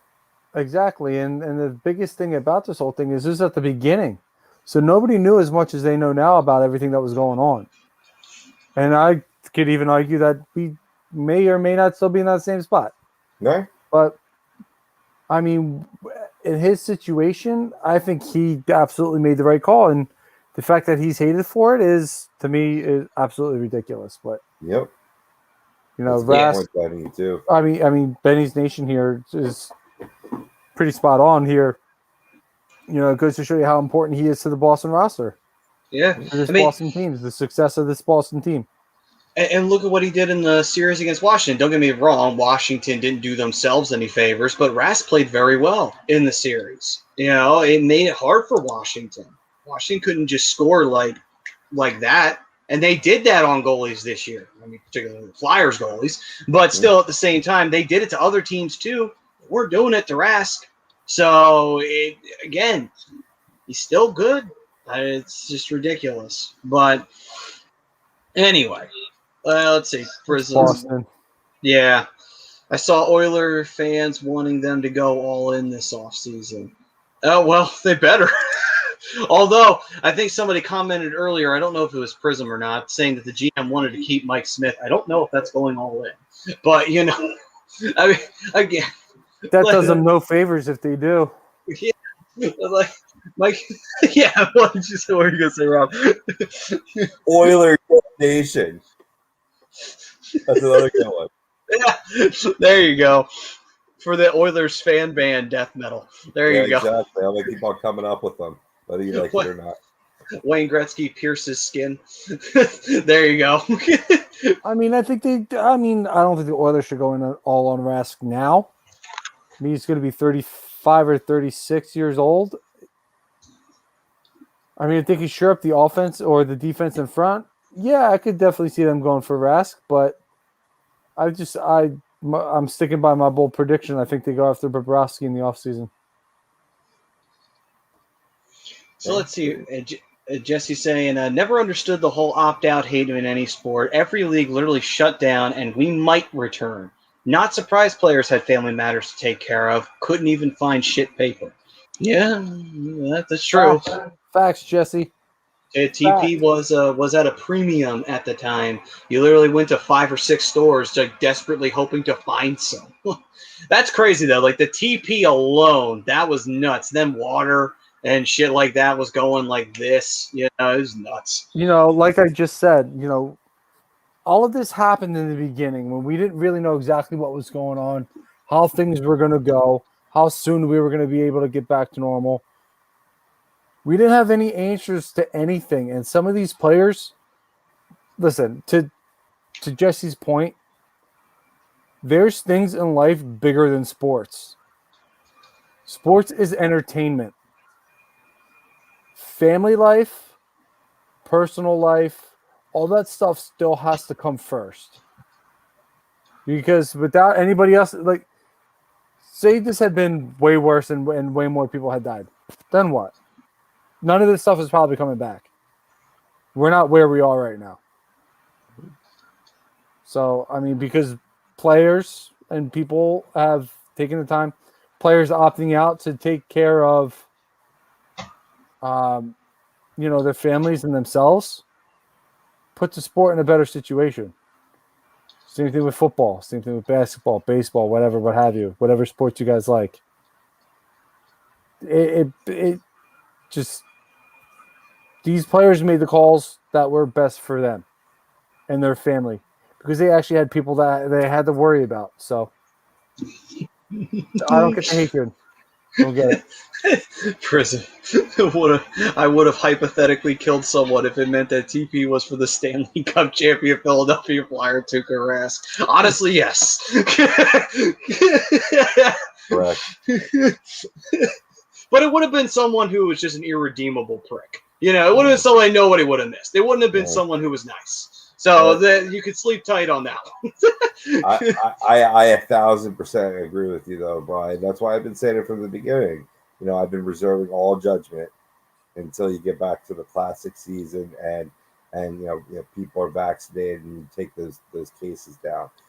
Because everybody reacts differently. You know what I mean?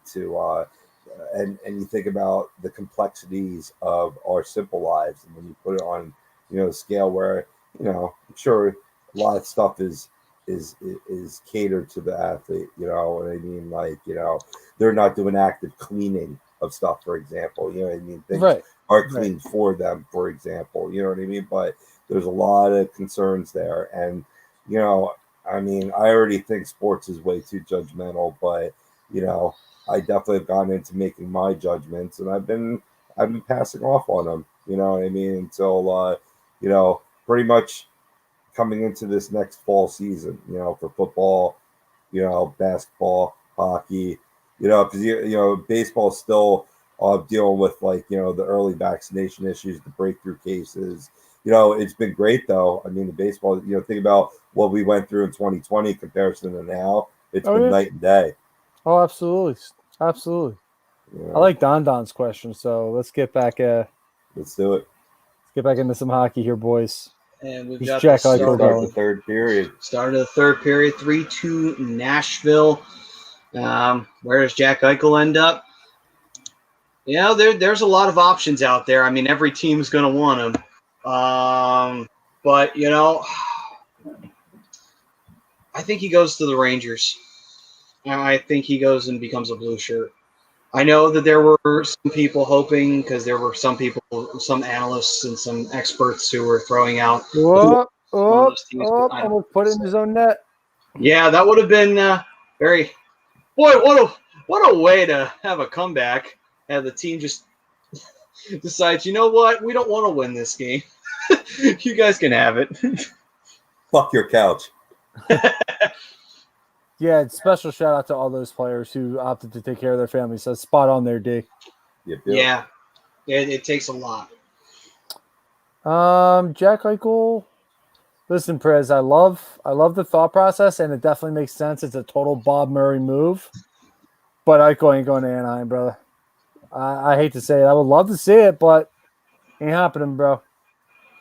Yeah, I think he's going to want to go to and I mean, we know the Ducks are going to become a playoff team soon, but I think he wants to go to a team right now that's pretty much very, very, very good chance they make the playoffs. You know what I mean? With the Rangers changing up pretty much everything about their front office and coaching staff now, I don't see Eichel going there. I see things, they're going to do things a little bit differently. I don't know if they're going to go all in on Eichel. Honestly, I don't see Eichel going anywhere. I think he stays in Buffalo. Just call me. That's another crazy one. I don't see anybody forking up right now. Not just only the draft capital, but anything really to bring on that kind of salary cap at $9 million. Yeah, because you might have to do some player movements as well, and then on top of it, maybe prospects as well, because Buffalo may not want to give them up unless you give them some prospects too, instead of just draft picks. Yeah, but that, like I said, that's a big cap. You gotta. I mean, maybe a team like Arizona. They're on the brink. Oh. Detroit, no. Ottawa, no. Benny's was thinking he was going to Detroit on that one. He says, I think Eichel makes his way to Detroit. Yeah. Detroit could trade their whole team and then clone him to play all 3 forward positions, the defense and goaltender. I mean, they'd finally be doing Larkin a favor and giving him somebody to play with, but. Love you, Don. I was just joking. Yeah, I don't know if he makes his way to Detroit. I don't know if Detroit's got the cap space for sure, but. Wow. I don't think they're quite there yet. Jesse's saying Eichel go to Vegas or Colorado somehow would be a nightmare. Colorado would somehow be a team to pull that off. I don't think Vegas could do that. Penalty shot? And no, I think it's just a regular penalty. Yeah, 2-minute slash. First, say never doubt he wasn't taking the shot. Say never doubt the craziness of Bob Murray. Really, Priz? You're telling me that? And Don is saying, "Pove, shut your mouth."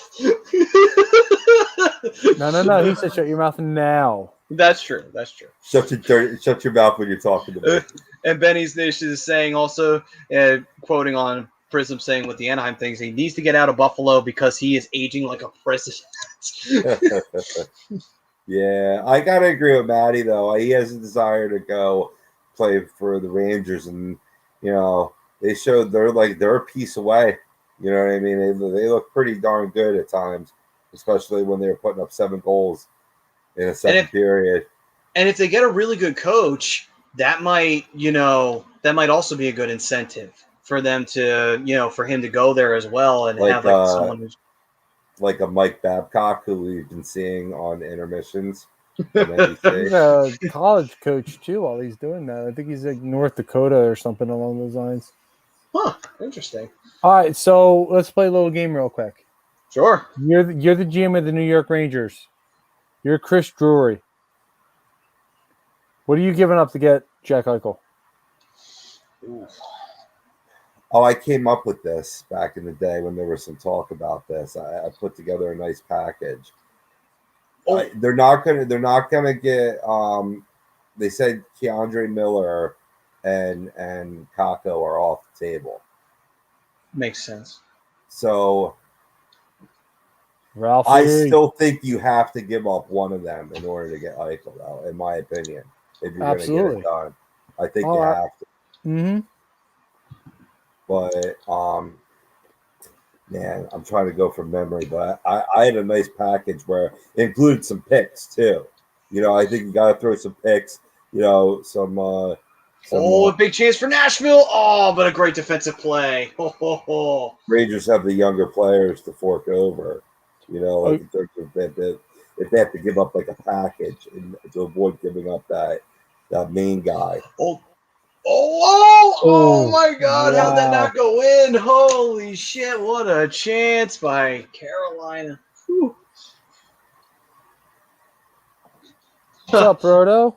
And Brodo is here as well. Ralphie's here. Ralphie wants to see the Avs win it all this year. Prism is saying Chicago has a lot of prospects. I'm down to give up Strome, Suter, Mitchell, Regula, 2 first to add him to a group of centers that includes Eichel, Taves, and Doc.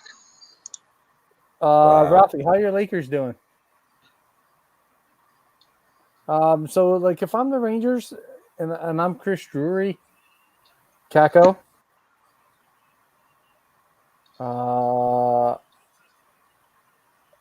I don't know. I think Kako my first this year, my first next year. There's got to be another NHL ready player. Maybe a Chris Kreider. Maybe I consider moving Chris Kreider. Maybe it's not a bad for option. Eichel straight up. How about what do you think about Cheitel? In terms of Yeah, I mean Filipino's a good young player. I don't think. Oh. And Jesse was saying they're going to tie it.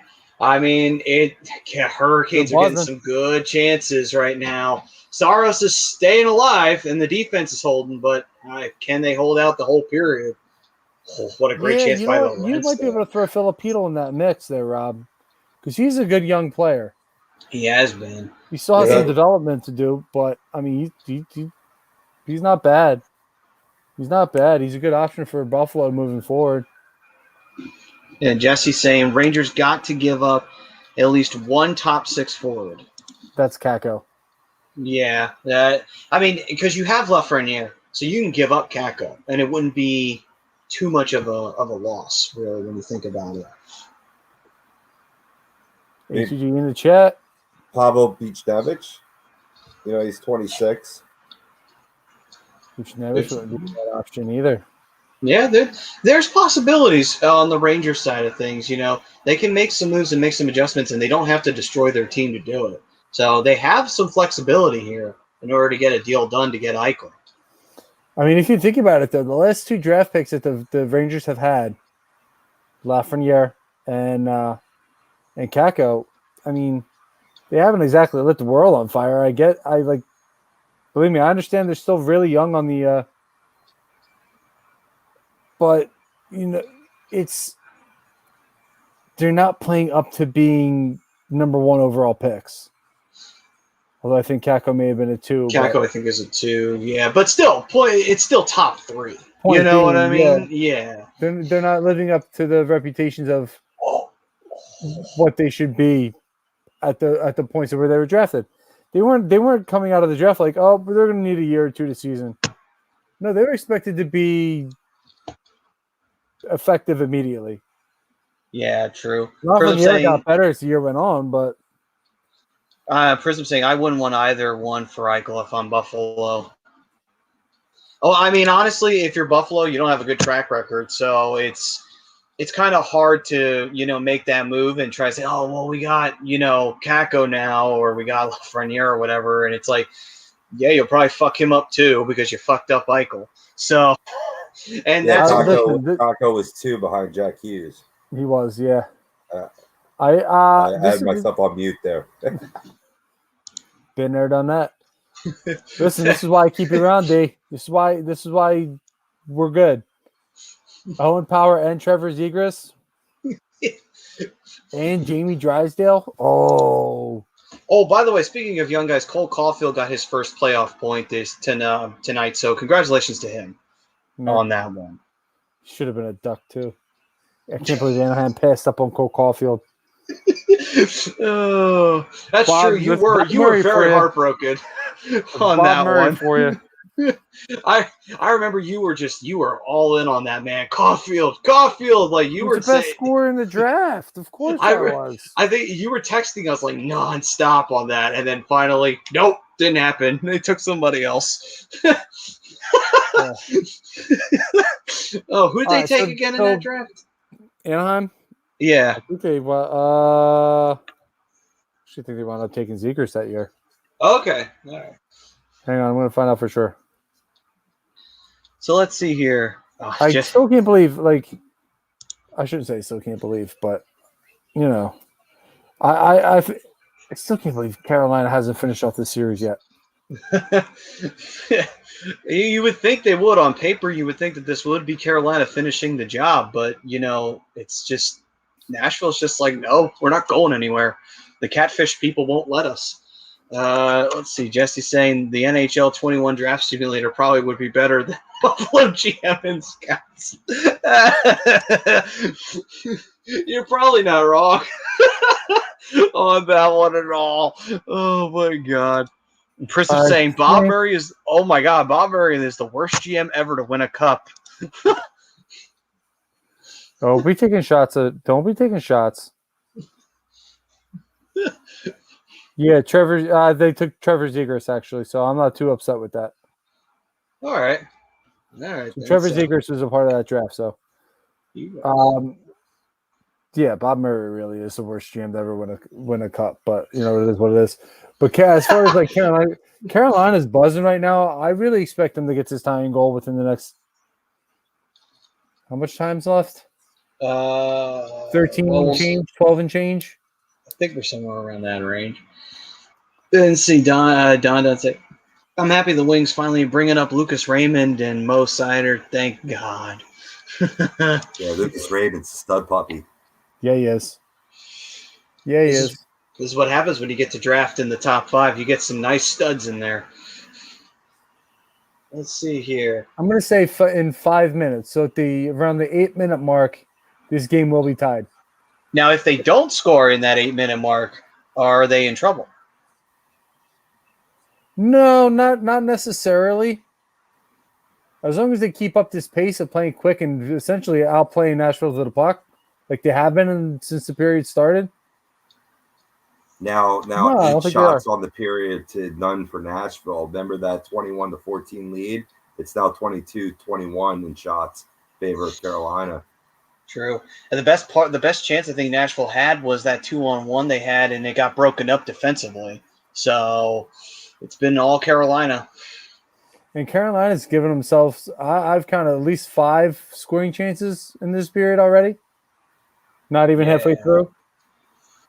Carolina's put themselves in good positions. They're forechecking a lot harder. They're not allowing really Nashville to get past the neutral zone. So what that means is Nashville will probably get. Oh my God! Oh, good Lord! Nedeljkovic almost gave him the goal. Oh my God, that's beautiful. I was gonna just say that too. It's like, so you know what that means? Nashville's gonna find a way to just magic a goal into existence and then win the game. Was that Carter? Why you gotta put that evil out there? Yeah. It's kind of late. I don't know. My eyes are tired.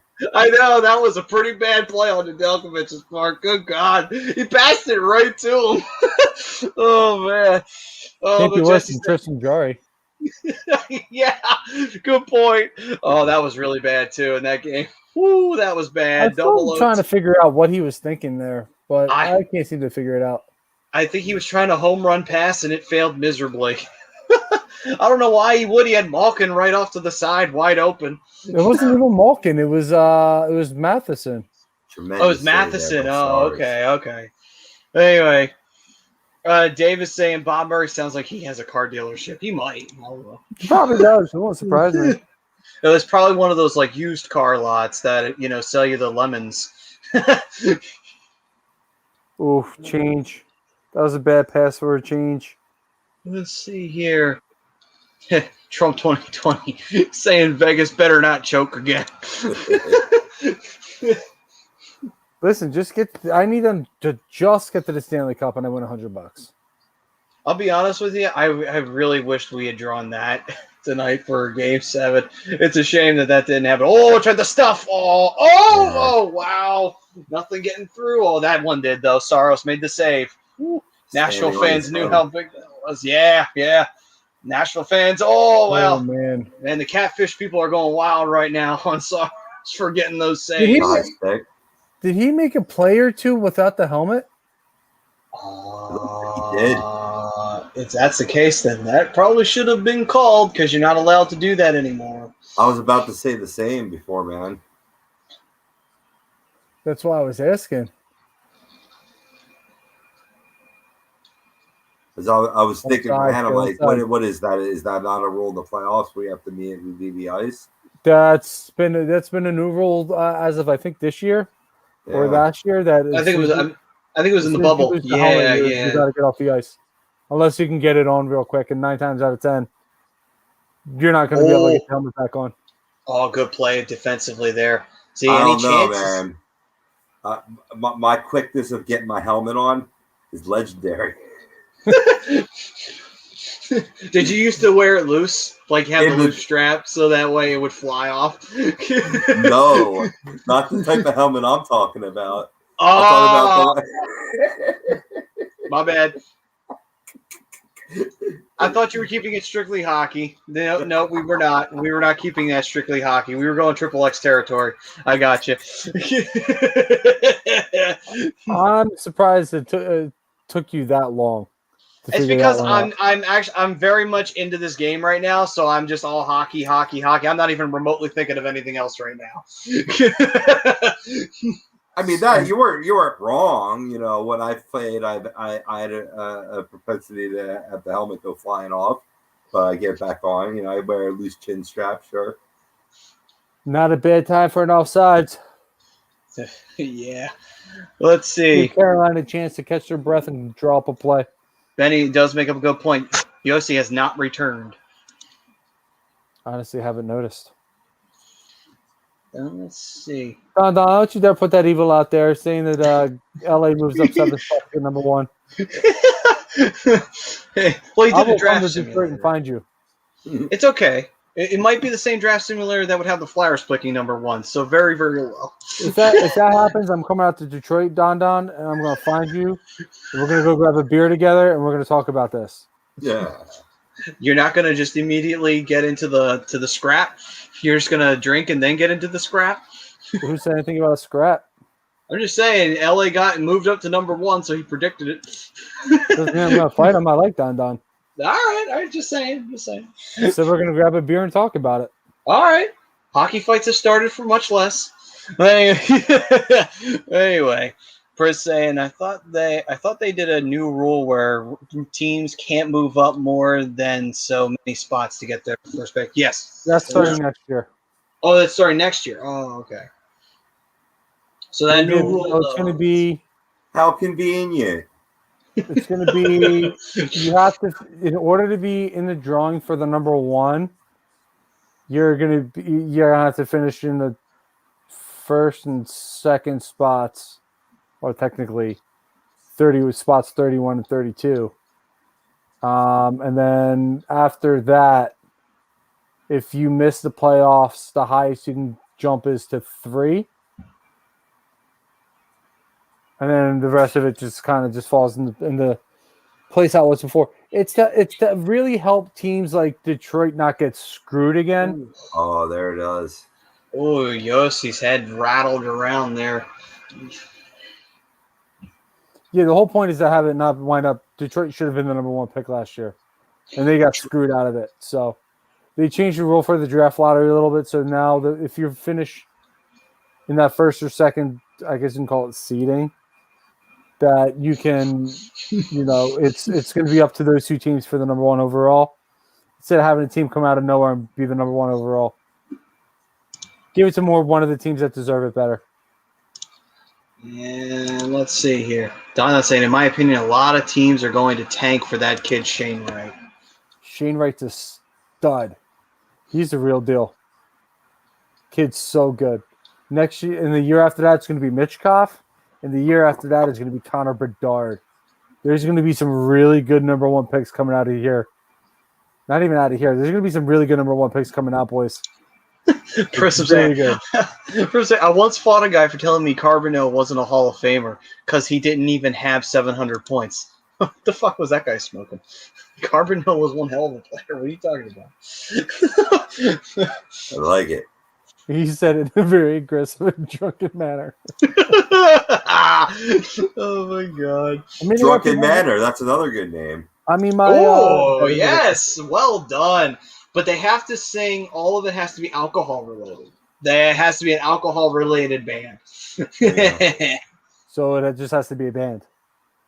Well, yeah, but the song themes. That's what I mean. Lyrical themes. Well said, Brian. Oh, well said, though, Brian. Yes. I mean, what band? Like outside of the younger bands, have you ever been to a concert before that didn't have the band drinking on stage? I haven't. I can tell you that. Well, okay, one, and that's because they do theatrics, so that's the only reason why. Although they might have been drinking wine. May have been doing that. Either way. Anyway. Most of the bands I go to see, they all have beer on stage with them. Septic semen. Oh my god. Hey, Saros on Pesci there, freaking just being square the shooter all game. Yeah. Unfortunately, you can't score when you shoot it into the goaltender's chest. He's got to figure out a way to make it a little more challenging for him. Yeah. I caught him up in the upper shoulder there, or whatever. He came up big in the net. You know what I mean? Like kind of. Yeah. Wow. So Nashville has been outscoring Carolina 8-2 in the third period in this series. Ooh. So that is not a good thing for Carolina. They need to fix that, especially if they win this. It's like Montreal's second periods. I think they were -7 in the playoffs in that series with Toronto. Ooh. Jeez. That's wow. We talk about losing a game in a period. But anyway. Yeah, right. I mean, Carolina needs to score. They need to score now if they want to give themselves a chance to win it without going to overtime. Without going to that extra. Let's see here. Carolina now has it. They're going to try and push forward here. We've got about 7 minutes left in the third periods, folk. It's gonna have to be a deflection. Yeah, I think you're correct. Because Saros is playing really strong right now, and sometimes goalies get in that groove and they get in the zone, and it's very, very easy for them to just, they just play very, very well. I really can't wait for the draft over the next couple of years. I don't mind if Anaheim winds up being in the top 5 for the next year or two. There's going to be some real studs in the next upcoming drafts. I don't know if you guys have watched any of the under 18 World Junior tournaments this past couple of years, but there's some really talented players in that league. I can't wait for some of these guys to come out. Yeah, I watched some. A lot of times in the background, I listen to him play. I mean, Mitch Cobb is a stud and a half. He's already breaking Ovechkin's records in Russia. And the kid's only 16 years old. Legit kid. Connor Bedard's setting records in his juniors. Shane Wright, he's a bona fide number 1 overall next year. Bona fide. I would almost be willing to tank for him. I would love it. I would love that with Shane Wright. He's going to be so good. Mm-hmm. So let's see here. Don's saying, man, I can't wait for all of our teams to compete in the playoffs. Well, now that Detroit is in the East, it's possible for not only Detroit to Detroit won't meet up with Anaheim unless they wind up getting to a Stanley Cup Finals with Anaheim nowadays. But Detroit could essentially meet Philadelphia in a future semifinal matchup somewhere down the line. Don just wants to be able to talk shit instead of just being like, well, I'm Detroit. Yeah. I'm just I'm here. a Red Wing fan. Yeah, I'm waiting for the draft. Let's see. First thing, it's going to be a 5-legged race for the first pick. Anaheim, Buffalo, Ottawa, Detroit, San Jose. I don't know about San Jose. They refuse to believe that they're in a rebuild because they're fucking idiots. But anyway. I don't necessarily think they're in a full rebuild yet. They need to do something, though. Like that, the team they have right now is not going to get it done. And there we go. We got a tied game. Carolina. Who is it? My boy Dougie. Yeah, Dougie Hamilton right there. Smacks a puck right on by Saros there. That was a quick play, too. It wasn't. They didn't even have time to get into position. Whew. Great play here. Great pass. He just snuck in there. Nobody saw him. Nobody watched him. Yeah, nobody took Dougie at all. Right in the back door. No innuendo on that one, Matty. That was pure hockey. Wow. See, and then I thought the innuendo. Damn it, Rob. I'm just fucking with your mind now. No. Now you are. Now you're doing some damn Jedi mind I don't even know. now. I don't even know who I'm trying to fool. Everything I say has innuendos. My innuendos have innuendos. Donna's like, yes, I hate Nashville fans. Oh, dude, I'm with you. I'm with you, Don. But yeah, I do know you pretty well because I'm in the same boat. I'm tired of being at the bottom of the barrel. I want to be able to talk some shit too. Be like, oh, you suck. Be like, oh, we suck. And then everybody in unison says, agreed. It's not even agreed. They're like, yeah, you do. I'm like, yeah, I can admit it. That's all of our votes right now. Right now, yeah, this year was not a good year for both of our teams. You're going to be in the playoffs next year. That's a good point. The Flyers could make the playoffs next year, so they could definitely rebound. So, but anyway, so yeah, the Catfish people are very happy right now. It is 3-3, and we've got about 4 minutes left in the third. Oh God, I just have a weird. Call me crazy. I have a weird feeling something fucked up's about to happen right now, and someone's gonna score a quick goal. I could be wrong. I've been wrong on that before, but watch one of these teams get a last-minute goal and say like, "Oh, okay, there we go. Game's over." No overtimes tonight. Yes. Well, it's a shame Patrick Marleau and Joe Thornton will not be winning Stanley Cups. So. Well, Joe's still got a chance. Toronto's still, unless, good point. You're right. Never mind. I retract that statement. As for Marleau, he'll probably come back to San Jose for another retirement run. Oh, wow. Carolina almost slammed the door shut right there on the series. Let's see here. Blood in the water right here. They definitely do. Oh, big chance here. Oh, what a save by Saros. And someone's hurt on Carolina. Oh. Yeah, I think it's friendly fire there. I don't think the puck made it through. Ah, okay. Well, that always sucks when you block your own player's shot and it hurts. That just twists the knife just a little bit. It's like, damn it. I think he caught that in the mommy daddy button. Oh, wow. So like Blake Wheeler? Yeah. Yes. I remember seeing that, like, ooh, and it from his own guy, too. I was like, ooh. No, it wasn't his own guy. He went down the block the shot and caught it right in the no. You're right. Who did he get it from? Was it Nerves? No, it wasn't Nerves. Was it who got it? Somebody from Edmonton. I don't know who it was. Yeah, I forget who shot that puck. It was a nasty. His response was great. He's like, yeah, I've already got 3 beautiful kids. It is what it is. Well done.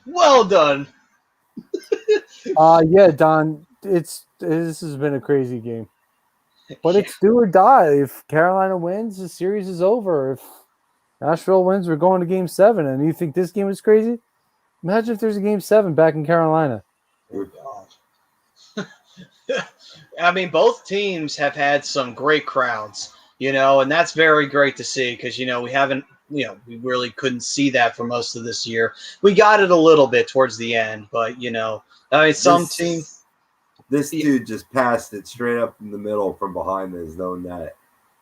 Oh, my goodness. His stick handling skills. Oh, wow. Oh. Fogle, he needed to pass that puck. He tried to stick handle a little too much. Should have tried to pass it off. Rosca saying that the Hurricanes will win tonight. We'll see if Rosca is correct on that. I mean, right now Carolina's trying to buzz here, but Nashville's had a couple of chances. I don't like it. It's probably going to go to overtime. Yeah, we're starting to get into that nitty-gritty here, although Nashville's got almost like a 2-on-1. Oh, a good play by Nedeljkovic, getting that one as far away from him as possible. John Krell. He still gets under my skin. And I think we got a penalty. Do we? Or do we have offsides? I think it was offsides. Oh, okay, so hit the mask. Nedeljkovic is like, oh shit, what was that? Oh, it was the puck, that's right. That was a nice check, too, for the price of one. That is. Yeah, that's Nothing like the mask. Okay. Yeah, nothing like a little dink off the mask every once in a while, just to remind you that the puck exists. Wakes you up.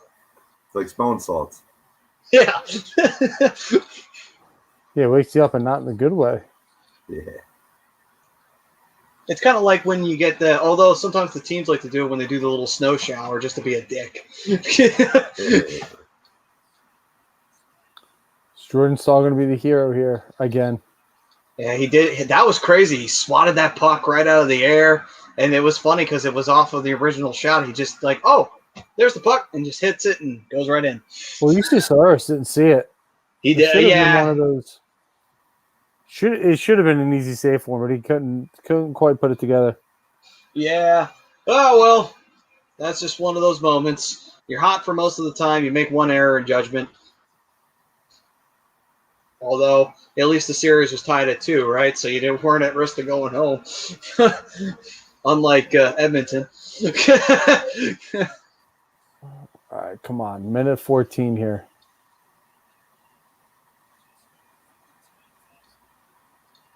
Let's see here. Carolina has it, trying to push forward here.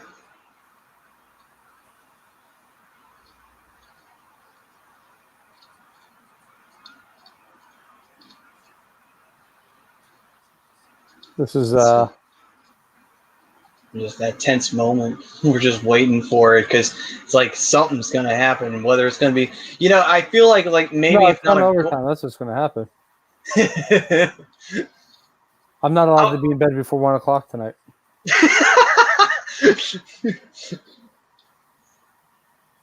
We got 33 seconds. Nashville.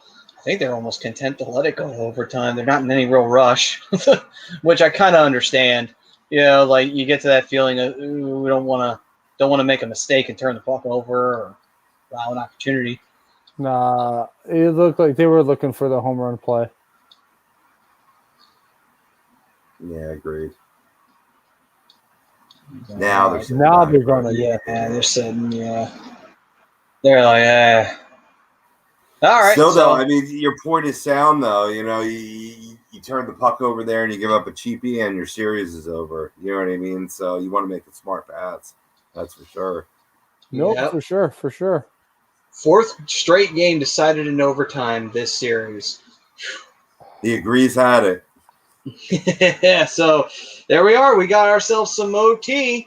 And, do you love free hockey? Because we've got some free hockey, ladies and gentlemen.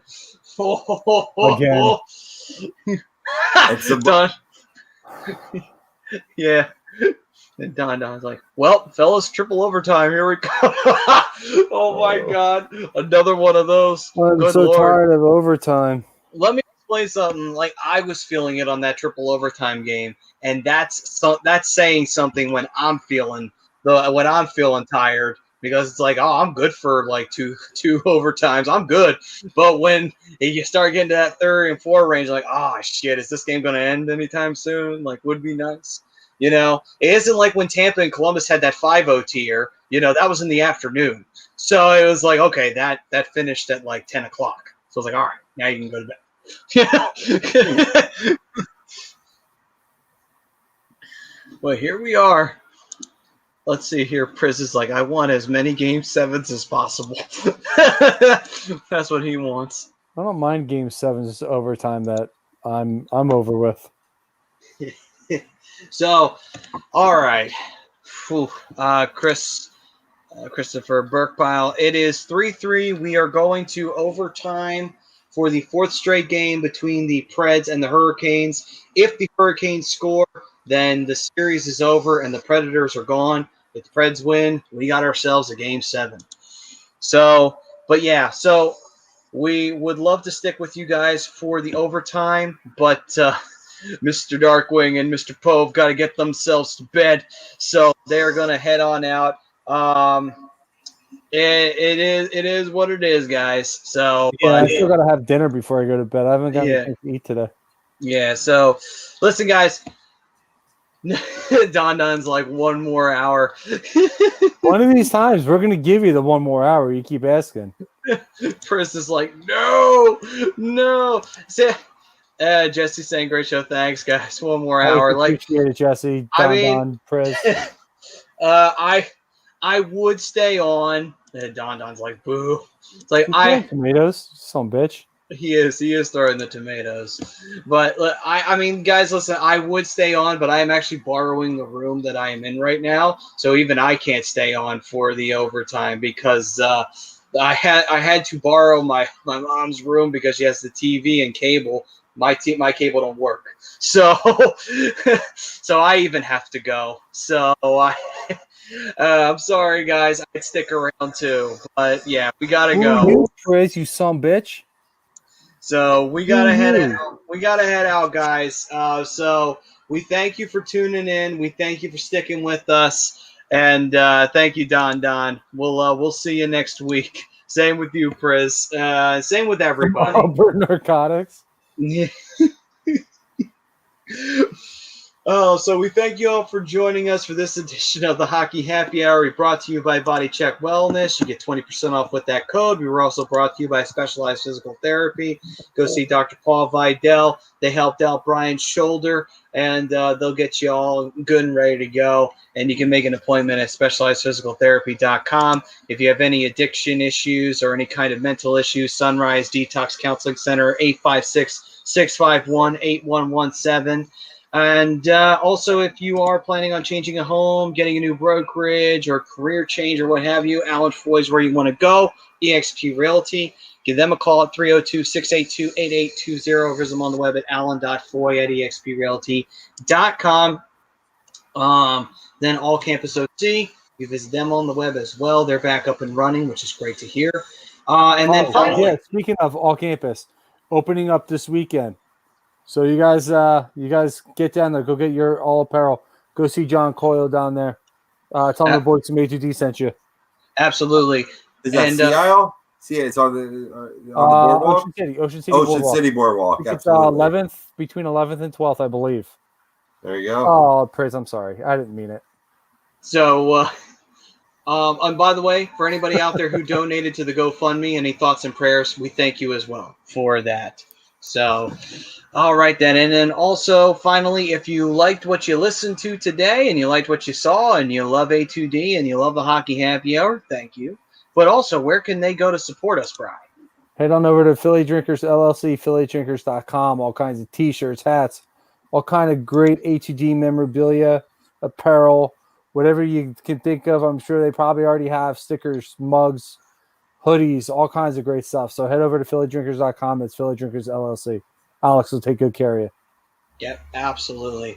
All right, guys, enjoy overtime tonight. We'll see how long this lasts between the Hurricanes and the Preds. We'll see if the Hurricanes finish the series off tonight, or we'll see if the Preds push a deciding Game 7 like we have against Vegas and Minnesota. All right, guys. So peace and love. Take care. And if you are going to a restaurant or a store, I know most people have been vaccinated, but still wear your mask. It's almost over, but still do it. We'll see you guys next week right here on the Hockey Happy Hour. Peace and love, everyone.